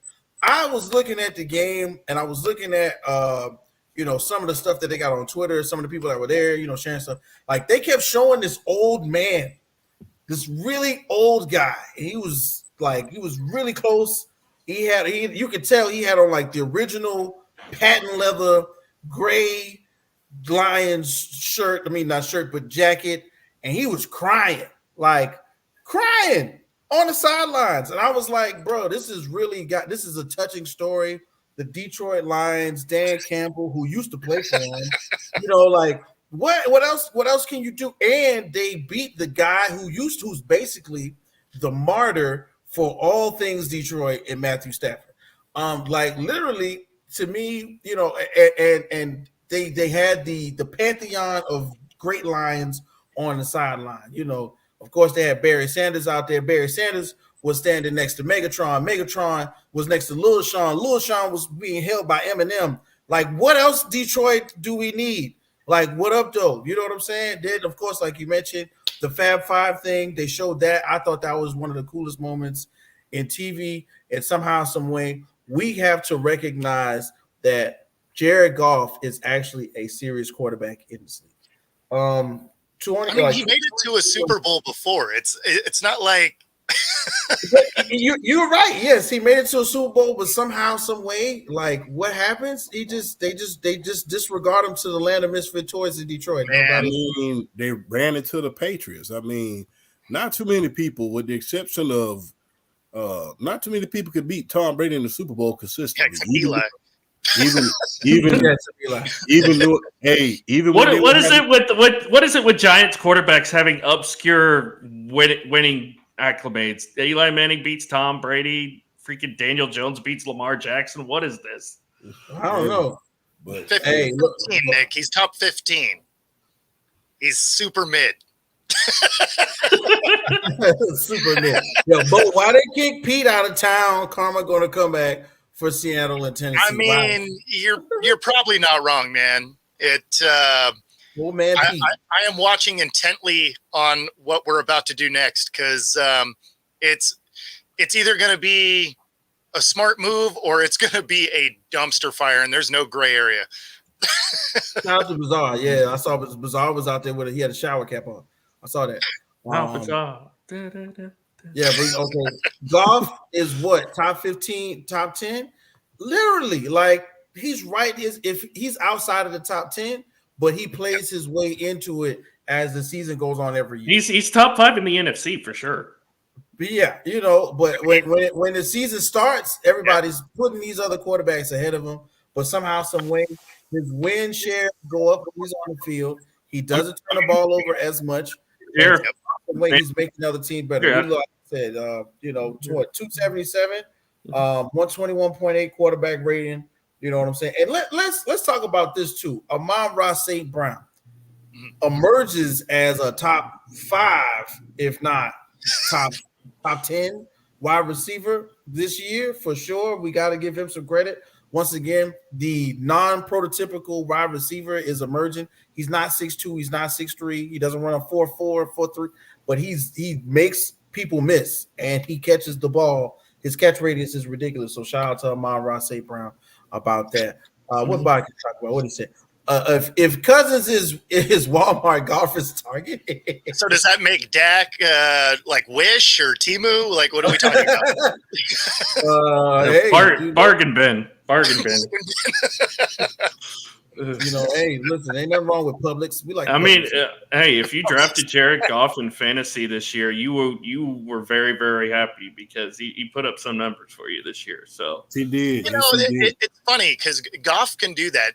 Goff there reminds me a lot of Stafford there, right? Dak is Kmart, so he's non-existent. I get it. Oh man. Disappears in the fourth quarter. I like it. Yes, just like now they're bankrupt. You can call them Sears. See, he's like he's the opposite of Tony Romo. Tony Romo shows up in the fourth quarter, except the last minute or so, and he's not there the rest of the game. Dak just doesn't show up. He shows up at garbage time. Is literally what it is. Yep. Well, look, guys, we got one more game to cover for last week, and we don't forget to like, share, and subscribe to the Rec Room Sports Podcast. It's your boy K Witt. It's Alan. We got Undisputed Champ. We got football talk with Bo. Everybody is locked in because we got to go talk about these games for next week. But right now, we're gonna get into this last game. Eagles, Buccaneers. Oof. Everybody sees the emoji like what? The shoulder shrug. Eagles like. What happened? Hey, what happened? At least you didn't have to sign up for a streaming service to watch this one. Thank you, Jesus. Thank you. Yeah, you got this on ESPN or ABC, depending on your localization. So, Goff at home in the dome is good. On the road, stay away from him. Well, we shall see. He's home. He's there. I said this earlier. This was a bad week for the NFC East. Unless you were Washington. You had a good week because you got your new GM and you saw everybody else take a dump on themselves. So right. Another Jay reference. Shout out to Jay with the Washington out there. But yeah, I said this earlier. If there's one team that had a more disappointing performance than the Cowboys this weekend, it was Philadelphia. Because not only did it look like they didn't show up, they just didn't care. I didn't see any care. And they were talking about, they were celebrating. They were hooting and hollering when the Cowboys lost last night. And they were, having a good old time. They're too much. Because, nobody – the perfect example was, Trey Palmer on the touchdown catch. Bradbury didn't even bother to try and tackle him on that play and just let him go by. Just let him go by and score. I know people are going to discredit this for Tampa Bay because, the Eagles just really didn't show up. They haven't shown up the last 7 weeks, if we're being honest. They just kind of fell apart. And, it starts with coaching. It starts with Nick Sirianni. It starts with him getting this team ready. It looks like A.J. Brown's on his way out now. Jason Kelsey's retiring. Tampa did something no other team has done all season long. They finally stopped the tush push. Got them on the 2-point stopped the 2-point conversion, which kind of was really the nail in the coffin for them because they didn't do anything after that. And again, like I said earlier, if there's one guy who had a great weekend this weekend after seeing Cleveland lose the way they did and getting a big win last night, it's Baker Mayfield. Why is there no talk of Baker Mayfield being comeback player of the year with what he's done in Tampa? I'm surprised there isn't. I'm surprised. Well, I mean, it's DeMar Hamlin. I get it. I mean, a guy died, right? I feel like if you die on the field, you're automatically comeback player of the year. There's no ballots. There's no voting. You're just like, oh, okay, here's your award. Yeah, I mean, that's fair. But yeah, great season by Baker. He showed that he can still be a solid quarterback in the NFL. Already they're talking about giving him another 2-year extension. They want to keep him. They want to keep him in Tampa because he's done so good with them. And maybe it's to the point now where they could keep Mike Evans because there was talk of Mike Evans leaving town after this year too. So, If they keep Mike Evans, they keep Baker Mayfield, they keep this team around, add a couple more pieces with it. I mean, Tampa's going to basically control that division unless, something crazy happens in Atlanta or, Carolina decides to, get rid of their owner. But, we can't have everything nice. But, yeah, I got to commend this. This is the Baker Mayfield I saw at Oklahoma. This is the Baker Mayfield that I saw before he came into the season. And I saw this come up here. There are 5 quarterbacks in NFL history who have won a playoff game with 2 different teams. Tom Brady, Joe Montana, Peyton Manning, Brett Favre, Baker Mayfield. Baker Mayfield. And he won it with 2 teams that are really not good teams historically. Cleveland Browns got them their first playoff win since, they were reintroduced into the league, I believe, in 2000. And then, of course, winning one for Tampa this year. So there's the Baker. He's done great. He's still proven that he can play in this league. And, he's got a good chance to go into Detroit and get another win for him. You know what was crazy about your comeback player of the year is people were trying to make a case for Flacco to win it. Right? He comes back for 3 games and he played well, but if you were going to look at other players, why wouldn't you have looked at Baker in that scenario instead of Flacco, who comes back from just not playing, right? It's like, he was on his couch for like 12 weeks. Right? He's like, I came back from being terrible with the Jets. Like, what are we talking about? But it was funny because he was getting actual consideration for that for playing 3 games, which made no sense to me.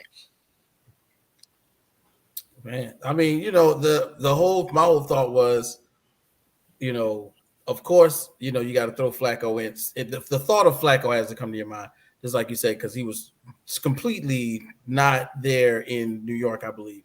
But to come off of the couch and make an impact, I think that was one thing. Champ, your thoughts on the Baker Mayfield show and the Eagles slow? It's just plain and simple. They need help in their secondary, and they need help in the linebacker position in Philadelphia. And they're definitely missing Shane Steichen and their defensive coordinator at this point that they lost this past year. It's just plain and simple. And I hate to say this, they made a grave mistake by drafting purely from my Georgia Bulldogs. They should have never done that. That was a huge mistake. I mean, and I understand you bringing guys with chemistry from one team and you think you're going to recreate that magic. And if you really, really look at it, there's been a lot more, and people are going to fight me on this, but there's been a lot more busts and booms coming out of Georgia these last couple of years. I mean, you really want to be honest about it. I mean, if you think about some of the running backs, some of the linebackers that Pittsburgh drafted, if you think about some of the running backs that came out and really didn't make a big time impact that we thought they were going to. I think Nick Chubb and Sonny Michel was kind of the only exception at this point, and Todd Gurley. Rest of the guys, really, where are they at this point? So you got to ask yourself, hey, who was in that draft room? And you got to ask yourself this. You remember when they used to make fun of Al Davis back in the day? When they used to say he must have watched that one game on television, they said, I wish I had that guy. So I believe the Philadelphia Bulldogs, the Eagles, did that because there's no way that you looked at that entire roster and just drafted from one school. There's no way. Now, you did a good service by drafting Jalen Carter. Jalen Carter has played dividends.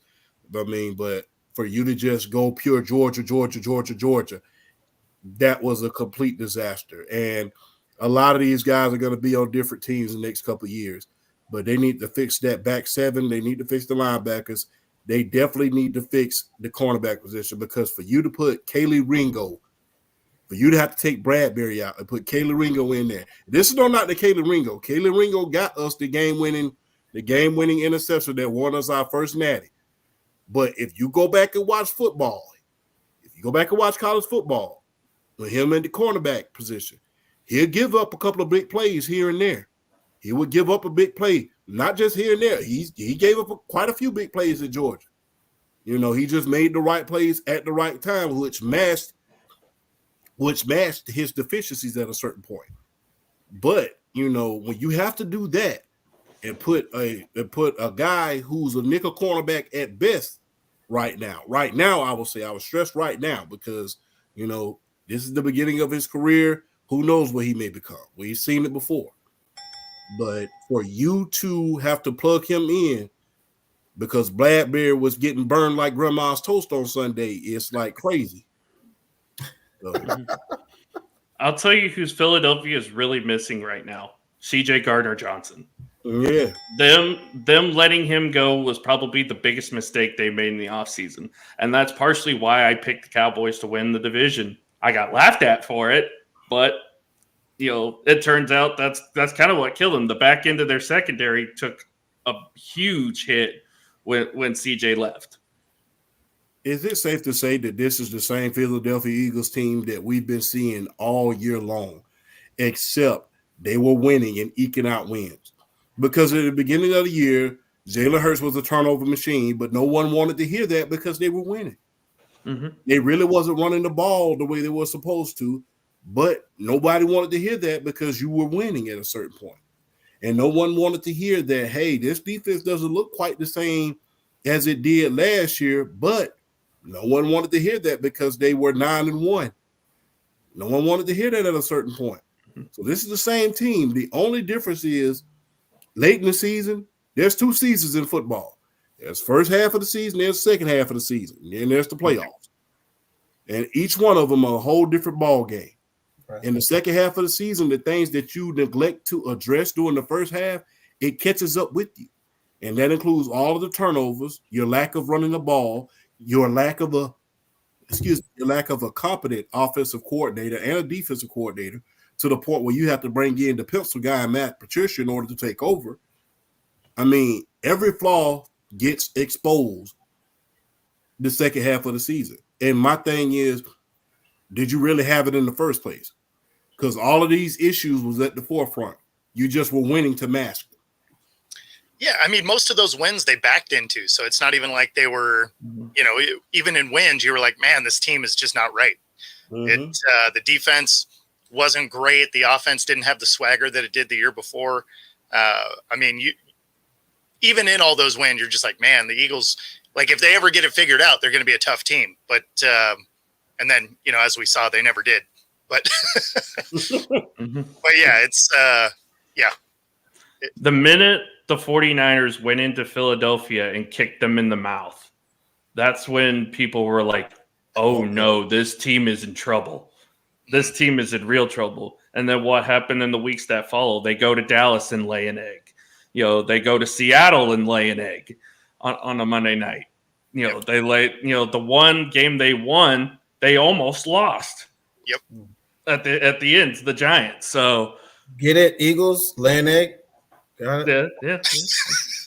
And I'm telling you, with the way the Cowboys season ended, with the way the Eagles season ended, I'm starting to get 2020 vibes for next year. I don't know why, but I hope not, because that was a year I would like to forget, both for obvious reasons and for football reasons. But it could be what we're headed towards in the East, y'all. The Eagles are going to take a drop, I feel. The Cowboys, I think, are going to take a drop a little bit. Giants are probably going to stay where they're at because they just, you know, they're losing Saquon. They kind of don't know. And like I keep saying, the only team that has done anything right this week has been Washington. Right. I love their GM hire. I love their GM hire. How weird does that feel coming out of your mouth? That makes me want to vomit, really. Listen, the thing is, guys, you know, we're talking a lot about the Eagles. Of course, we gotta show some love to the Tampa Bay Buccaneers, because if we think about the last year and a half, Baker Mayfield has been on 3 goddamn teams and won games everywhere he's gone. He's lost some. Don't get me wrong. They were picked to be dead last in the division this year. They were picked to be dead last, but Baker Mayfield is a prover wronger. He likes to prove people wrong. He likes to say that they counted me out. That turns Baker Mayfield on when you call him, or you tell him he can't do something. And we saw that on many occasions when, of course, he went from Texas Tech to Oklahoma. He went He's to a Cleveland. He's a two-time walk-on. He's a Yeah, two-time and walk-on. he went to Cleveland, and they said you can't win in Cleveland. He did that. He went to Carolina, although it didn't really work out as well. Then they went to LA. Then he went to LA and won like in 4 days or something ridiculous. I'm starting to buy more stock in the Baker Mayfield bandwagon, if you ask me. But I got to keep it real. This is a team that was built for Tom Brady, and it is paying dividends with Baker Mayfield at the quarterback. That's just my opinion. I could be wrong, but the biggest turnaround for Tampa Bay is them finally getting a running game.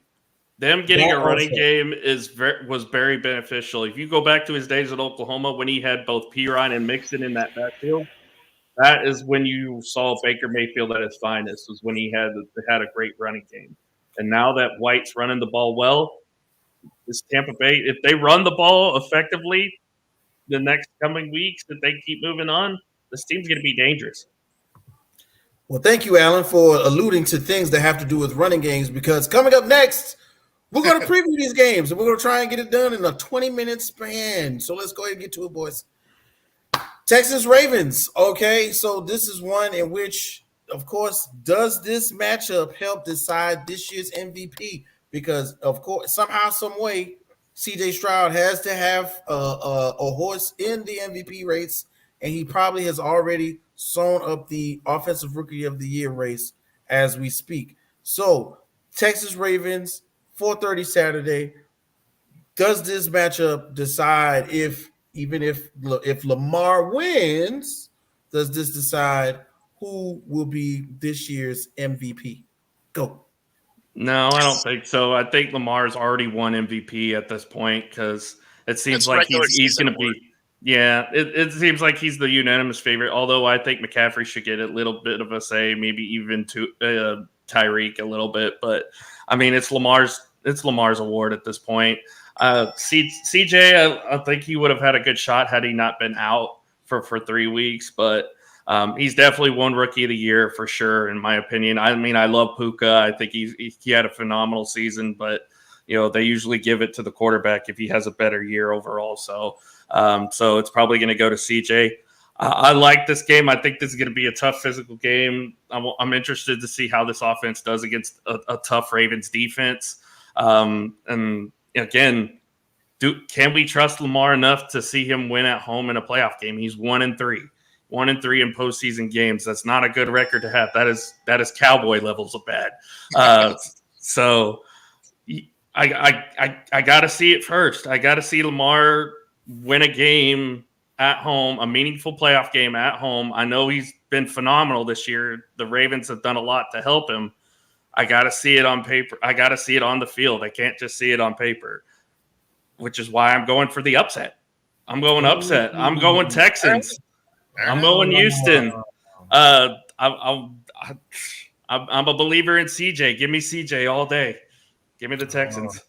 Oh man, who's the next on this one? This is all of a sudden become interesting. Go ahead, champ. Hey, Lamar has the MVP pretty much wrapped up, but not in the court of public opinion.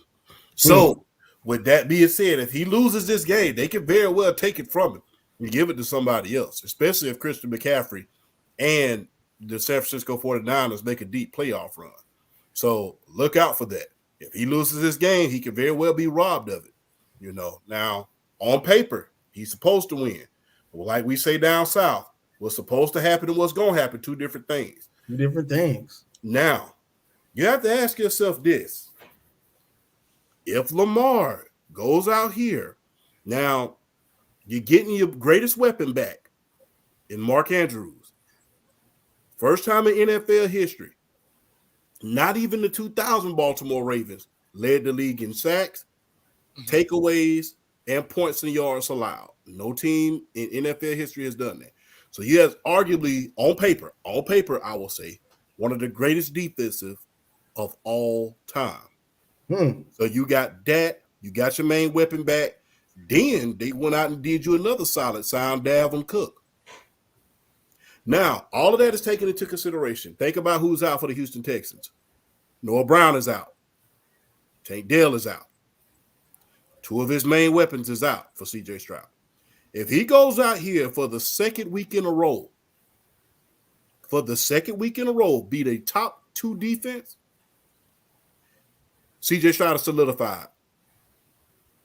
But, unfortunately, he ain't going to do it. Yeah, exactly. I'm taking the Ravens. Yeah, well, and Vegas doesn't think he's going to do it either. They have Baltimore at -9. Like they, so I take plus money on that. It's going to be a closer game than that. Exactly. I'm taking the Ravens to win, but I'd take the Texans to cover. Right? Yeah, definitely. I mean, the way the Texans have been playing, the way CJ's been playing, like I can't see them just getting smoked here. But that being said, I think the Ravens will be just too much. Man, you guys pretty much covered it all. Howdy, fellas. Let's see who is this on the comment list. Beautifully bearded bastards. Hello, everyone. I need to be a part of that show. Why did nobody send me an invite to be on that show? Go Ravens. You know what I'm saying? Shout out to y'all for tuning in. Thanks, beautifully bearded bastards. Make sure to send me an invite. I want to be a guest on the show. Look, man, check this out. I love the fact that they got this far, the Texans. I love the fact that somehow, some way, once again, y'all know me, I'm a story person. Nobody believed in C.J. Stroud. Oh my God, he can't pass a test. I used to fail tests all the time. Okay, numbers on paper don't work well with me. But if you tell me the numbers, I got you. But don't diagram it, none of that. But somehow, some way, this young man has done well. Now, against a defense like the Ravens, I think he may meet his match, and that's not a bad thing. I don't think that is a negative. When you're thinking about D'Amico Ryans, C.J. Stroud, the offense, and how far they've gotten, I think this is a complete win for the Texans as a franchise. This is like the sky's the limit type of scenario. You know what I'm saying? Even if they lose, like the jersey swap between Lamar and C.J. Stroud will just show you how much respect that should be garnered towards C.J. Stroud's way, because I'm sure they're going to do it at the end of the game. But I got to go with the Ravens on this one. Lamar Jackson, and listen, I've been waiting for a Odell Beckham show-out game. I'm seeing it happen. I'm waiting. Odell Beckham showing a little bit of these last few games. And old man like Odell with those knees, when you give him some rest, this is the one where he gets to pop and plan his way out. Zay Flowers, that small wide receiver group that's in and out of those cuts, in between those zones. And Zay Flowers is one of those guys that's recognizing defenses really well, where he's running slower in between zones so that the ball can get fit into those small holes, catches the ball, and then accelerates away from defenders. I think this is a game where we see it's going to be close, but I think it's going to be one of those. All right, it's 27-7 at the half, and then the Texans come back, and see what happens. Baltimore is going to shut the gates on any team that shows up to M&T.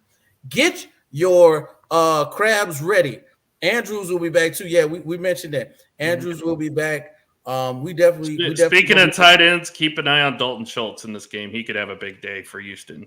Keep an eye on the crab boils that's going to be happening in the parking lot at M&T Bank Stadium. That's what's really going on out there. Because I'm telling you, them boys in Baltimore, they're going to party. They're going to play go-go music. They're going to dance in the parking lot. That's what I know. Let's keep it moving, boys, because we pushing the time. Boom. We got next one of the ones that I'm actually really, really looking forward to. Let's go ahead and go there, man. What about that? Packers and 49ers right now at 8:15 on Saturday. Is this the perfect storm for the Niners to represent the NFC and win the Super Bowl? Now, boys, this is a tough one right here because, of course, let's look at all the factors. Let's look at what's going on with the Packers. Let's look how good they did. But let's look at the Niners on rest, coming back. Everybody's healthy. What are we thinking?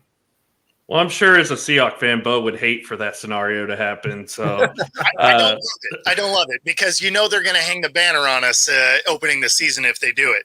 That being said, I do think San Fran wins this game. Yeah, I believe so too. I think the 49ers are just going to be too much for Green Bay. I love what Jordan Love has done this season. I mean, much like the Texans, nobody expected the Packers to be in this situation. I mean, hell, you went into the AT&T Stadium, kicked our ass. So, and if Aaron Jones has had 4 straight games of 100 yards rushing, that's probably going to stop this week because the 49ers defense is just too good. I think the Packers will keep it close. I like a lot of their young talent, but I think at the end of the day, the 49ers are just going to be too much for them. That's another 9.5 point line. Yeah, then that's all. I'll take it. I'll take the Packers on that to cover at the least. I still think the 49ers would win, but yeah, they're gonna cover that 9. They're gonna cover that 9. Bo, what do you think about this one, bro? Yeah, I mean, I like the Green Bay story, right? They came on charging hard at the end of the season because they started out like trash, and they really turned it around. Really kind of found a rhythm with that offense, and they sneak into the playoffs. They get a playoff win, and I think this is where their adventure ends. Champ, what do you think about this one, my brother? Hey, look for a big game from Christian McCaffrey. Every time they've given him the ball 20 times, they've won the game. So look for a big game from him. Niners win. Yeah, listen, I'm going with that. What everybody else right now? Definitely going Niners on this one. This is another instance, man. Straight up and down. Nobody thought we could be here, fellas. That's what they're going to say in the locker room. The Green Bay and the Jordan Love and those young guys, they're going to go, man, the sky is the limit for us. If we could just win. But winning is not in the cards, I think, in this one. I spoke to the year, I think like the year before when the 49ers played the Bills, and then every time they ran the ball, they just ran Trent Williams on that pull, and they ran him dead and smacking whoever was on the other end of the field. And because it gives, giving that offensive lineman that momentum into your best defender, like this is nothing like it. And I think somehow, some way, Christian, if you see a 300-pound man coming at you at full speed, you might as well make that business decision and get out of the way. I wish I could show y'all on my phone. Like, I tripped. Yeah, I wish I could show y'all on my phone. I was not close to Trent Williams when he came to that Jaguars game, but somehow, some way, his head was above the border, and he was signing autographs. He's such a nice guy. Everybody keeps saying that, but he's a huge human being who moves in such a nimble pace. You know what I'm saying? So I really think the weeks off is only helping the San Francisco 49ers. If you thought they had lost all their quarterbacks last time, they are not going to risk it this time. I think they're going to make sure everybody's staying upright, and they're going to get all of those screen passes, all of those swing passes, all of that good stuff that you think is going to happen is going to happen. Deebo Samuel's running the ball, I think, and definitely Christian McCaffrey is going to be hitting them over the head. And we got Brandon Ayuk over the top. We're going to watch those RPOs, constantly. So I'm definitely going to run with you guys on this one and go Niners. Oh, we got another one. I like now. This is one where I definitely got to go. Hey, it's up from here. Chiefs Bills, man, Sunday 6:30. Is this an instant classic waiting to happen? How cold is it going to be in Western New York? Is the question. But of course, everybody knows the deal. We just saw the Chiefs play in the frozen tundra of Kansas. The Bills just waxed my Steelers basically in a similar situation. What's the worst that could happen? What, 21-28? But hey, I'm with it. What you guys thinking about this one? Classic, it could be. It very well could be because these two teams have history with one another. I really don't think it will, though, because the Bills are motivated. They've been in this situation multiple times, and every time Kansas City has come up on top, they definitely want to win this game now that it's in their building. And also, this offense for Kansas City is not the same. I think their defense could still have a good game. Their defense is going to have a good game in order for them to stay in this game. Chiefs fans have been saying it all week, all year long. If we score 21, we'll be fine. Well, I think you're going to have to score more than that in order to keep up with Buffalo, because if Josh Allen plays like he has been the last few weeks, you're going to have to be in a shootout with Buffalo in order to win this game. And I really don't think, aside from Rashee Rice, I really don't think you have anybody else who can get you, not even Travis Kelce at this point, who's kind of disappeared a little bit. So I think Buffalo makes a statement in this game at home against Kansas City and blows them out the window. Oh, okay. I mean, I think the Bills win, and I think the best thing KC can do to try and keep their offense as close as possible is, have Tony up there with Taylor Swift in a suite, get him as far away from the field as possible. But yeah, no, I think the Bills get this done. Just put him in the backfield, for crying out loud. Don't even line him up as a wide receiver. No, that's what I mean. Like, it's up in the stands. Like, yeah, have them away from everyone. That's what they say. Absolutely. But yeah, no, I think the Bills get it done. I don't know if it's a blowout, but I do think they get it done. Weather won't really be a factor because both these teams play well in the cold. Champ, what we thinking about the Bills and the Chiefs? 6:30 on Sunday. Hey, gotta ask yourself this. They say we score 21 and we win the game. Can you score 21 over the course of these next 2 weeks, considering these defenses that you got to face? True. Because I can't see you score 21 against that Bills defense, and I can't see you out-dueling them. And if you get past them, I can't see you getting past Baltimore if Baltimore delivers like they're supposed to. But like I always say, what's supposed to happen and what is going to happen is two different things.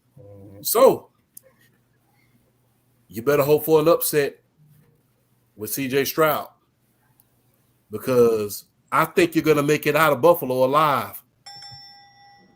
Ooh. The spicy pick from my guy Champ on this one. And for me, man, personally, I am torn because anytime I see Patrick Mahomes on the field, I think, man, there's a possibility that they can win. Travis Kelce, I don't think plays horrible 2 weeks in a row. I think that they figure out a way to get these wide receivers involved very much into the scheme where they're not catching the ball, but maybe they're catching the ball in short instances, in screens and things of that nature. This is where the football acumen of coaching comes into play when they go, okay, guys, I've been here before. I've played in these cold weather games. I've coached in Philly, blah, blah, blah. I'm the big walrus out here. Let me show you how we win that game. Did y'all see how his beard had the icicles on it? I was like, how is he surviving, with his lips like that? But anyway, I digress. Back to the game. I honestly want to say this, man. I hated the fact that Josh Allen did the Kenny Pickett almost stop and slide and ran for freaking 47 yards. But I see him repeating such a display of quarterbacking again for the Kansas City Chiefs. And I'm not saying that Patrick Mahomes, I really think this is the field goal game this weekend for me in my mind. There's going to be somewhere in there, fourth quarter dynamics are going to happen, and it's going to be a field goal game. And somehow, some way, I think Buffalo is the one that kicks it and gets it right over the uprights in my mind for me for that one. Oh, yeah. Well, okay. Oh, the bearded bastards. Everybody's going KC in the comments, man. You know what we're doing, man. Let us know who you think is winning in the comments. I appreciate everybody still watching. Feather Freebird, what's going on, guys? And the beautiful bearded bastards are still in the building. What's going on in my Triple B family? And then we got one more, guys, we got to cover. Of course, we've talked about this one a little bit. We're going to talk about it one more time, man. Buccaneers, Lions, the game of misfit QBs. Now, if your quarterback's been in more than two locations and won some playoff games, this quarterback game is for you. So we're talking about, of course, Jared Goff and Baker Mayfield, man. This is almost a toss-up for me, to be honest with you. This can go either way. Guys, what are we thinking about Buccaneers Lions Sunday at 3 p.m.? Yeah, I like the Lions here. I don't agree with the line. The line is 6.5. I think the Bucs will cover just because it's the Lions, and I don't trust them to blow someone out. But yeah, I'm going to go Lions here. It's a home game for them. And, weather doesn't play a factor. It's a dome. So, I mean, there's none of that. But yeah, I like the Lions to get this win at home. What's going on to the kneecap biting with the Motor City Lions? Hello, boys. Welcome to the show. I appreciate you. This is since you represent the Lions, put it in the comments how you think the game is going to win. I'm going to put it up on the screen. Who's got next on the Buccaneers Lions game? Who's got it? Whoo, man, been a great year for the Motor City. Been a great year for the home of Ford. First, Michigan wins. Then you win your first home playoff game. Like I said earlier, the Fab Five finally reunites. Finally. But unfortunately, that storybook comes to an end this weekend at the hands of an Oklahoma Sooner by the name of Baker Mayfield.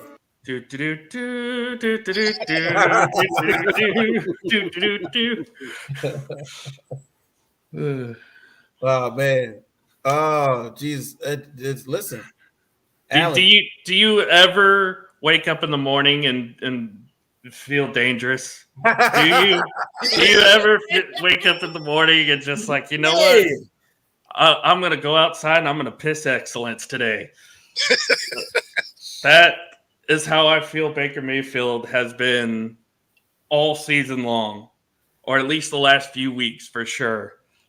I'm going Tampa too, because I think that defense is going to come ready to play. Ooh. I think that secondary is a little suspect in Detroit. I think Mike Evans and Chris Godwin are going to have a great game. Give me Tampa. I'll roll with it. Give me my Oklahoma quarterback. Let's do it. Yes. Look at you guys out there with a little shake and bake. Right. Yeah, man. I like that. I like how y'all just come together. Nobody saw that coming. But literally, bros, this is the tough one for me. Let me put that. Let's put the comment up there on the screen because I like what was said. Let's go. Boom. Last time we played the Bucks, Demo, Gibbs, Branch, Garner City, Johnson, James Houston, and Laporta was limited, but they're all there this time. So I got the Lions winning, but not covering the spread. Wow. Okay. Now this one right here, bros. I'm telling you, for me, Baker Mayfield, Jared Goff. Who's gonna actually prevail? And for me, this is another one where the possibility of the defenses playing a large part in this win will be, I think, the determinant factor. And in my heart of hearts, I want to see Detroit go farther than they've ever gone before. But somehow, some way, man, this Tampa defense really looks like what they had when Tom Brady was there. It looks just. If I squint just a little bit, I swear it's the same people. Isn't that Vita Vea down there somewhere? I think so. You know what I'm saying? So in my mind, when you get the tackling, because Tampa Bay tackles. I don't know if y'all remember that. There's tackling in this. Tampa Bay is tackling. You got Vita Vea still out there. Levante David. Antoine Winfield Jr. I really feel like these players are going to show up in this game. And I'm not saying that the Detroit Lions defense won't, but they are tried and true out there in Tampa Bay. All they wanted was somebody to play quarterback. So for me, I'm going with the Bucs on this one. Shout out to the gang, man. Hey, shout out to Primo Star, who's actually my cousin's a huge Tampa Bay fan. Got in the comments.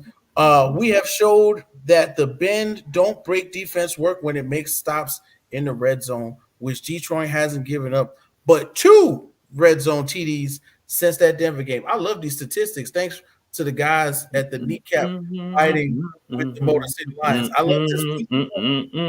Hey, listen, win or lose, I need you back in my comment section. Shoot me a message on Twitter. Maybe we can get you in here, especially after the conclusion of the game over the weekend.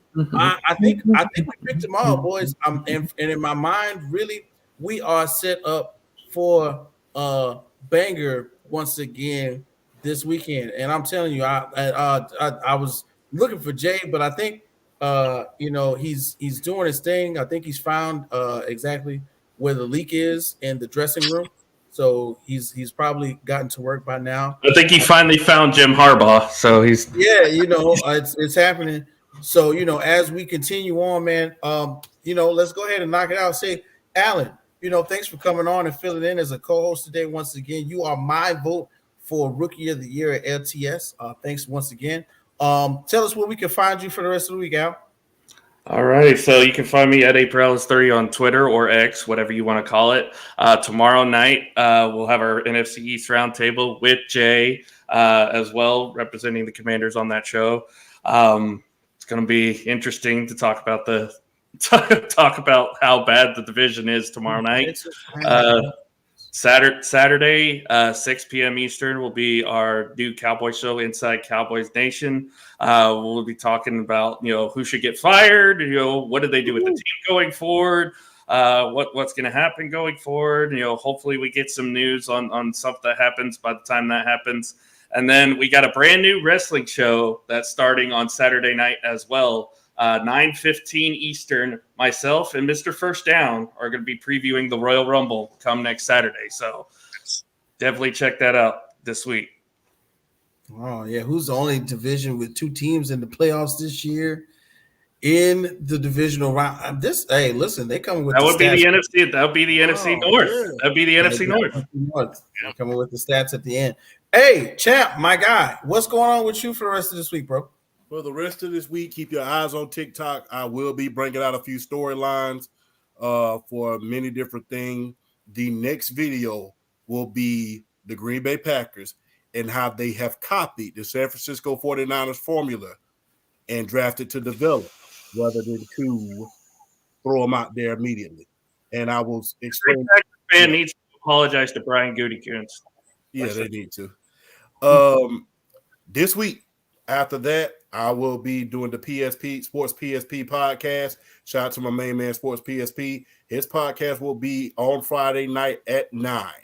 And we will be going over a multitude of things. Not sure what the topics are, but we have a great show every single Friday. Watch out for that. And next week comes the debut of my show, The Undisputed GOAT. Look out for that. The debut on NFC Championship weekend. This is a rough one. We ain't got all the bells and whistles yet. We're just gonna go through the motions and see what happens, and we're gonna get some traction going. That's how you're supposed to do it. So Undisputed GOAT coming next week doing AFC Championship weekend, and Sports PSP podcast coming this Friday. Don't forget to tune in on Monday. I'm also doing Brandon from the Block show and Trent show on Tuesday as well. So look out for those 3 coming. Man, okay, so we know Champ got a lot going on. Make sure you tune in to him. Make sure you follow him on TikTok. One of the places where he puts his heart on the line when it comes to these wins and losses for these teams. Great content right there on TikTok for Champ. So let's make sure we look out for his new show as well. Bo, what we got going on for you for the rest of the week, big guy? Yeah, so you can find me on all the socials at Football Talk with Bo. Of course, my channel at Football-Talk, and of course, Roku TV 5 days a week. Man, okay, and me, of course. Let's go ahead and holler at Jay. Jay, we appreciate you, man. We know you're working hard. Don't eat all the flats. Don't forget me and my guy Nick Botkins out there. Tomorrow we got head kicks and haymakers. It's a lot going on in the world of MMA. UFC 300, it keeps getting better and better. UFC 297 coming up this weekend, I believe. We got so much to preview. And don't forget, we got In the Hoop with the LT. That's the LTS basketball show this Friday. I will be back. The gang will be in the building for that one. And then I'm planning on watching some football. I'm on X. Which X? The you on X? You are? It's the late night show. All right. So we don't know which X you talking about, brother. Put your ad in there so I can put it up on the screen. But yeah, and once again, everybody who's tuning in, make sure you locked in. We're going to do this. We're going to do the playoff series going forward for the NFL, all for the next 2-3 weeks up into the Super Bowl. And after that, of course, we're going to do a post show, and we're going to just keep it rolling, man. So I appreciate my guy Undisputed Champ for coming through. I appreciate Bo for coming through. And of course, Alan, short notice, but he showed up and put it all on the line for us this time. But you guys know what time it is, right?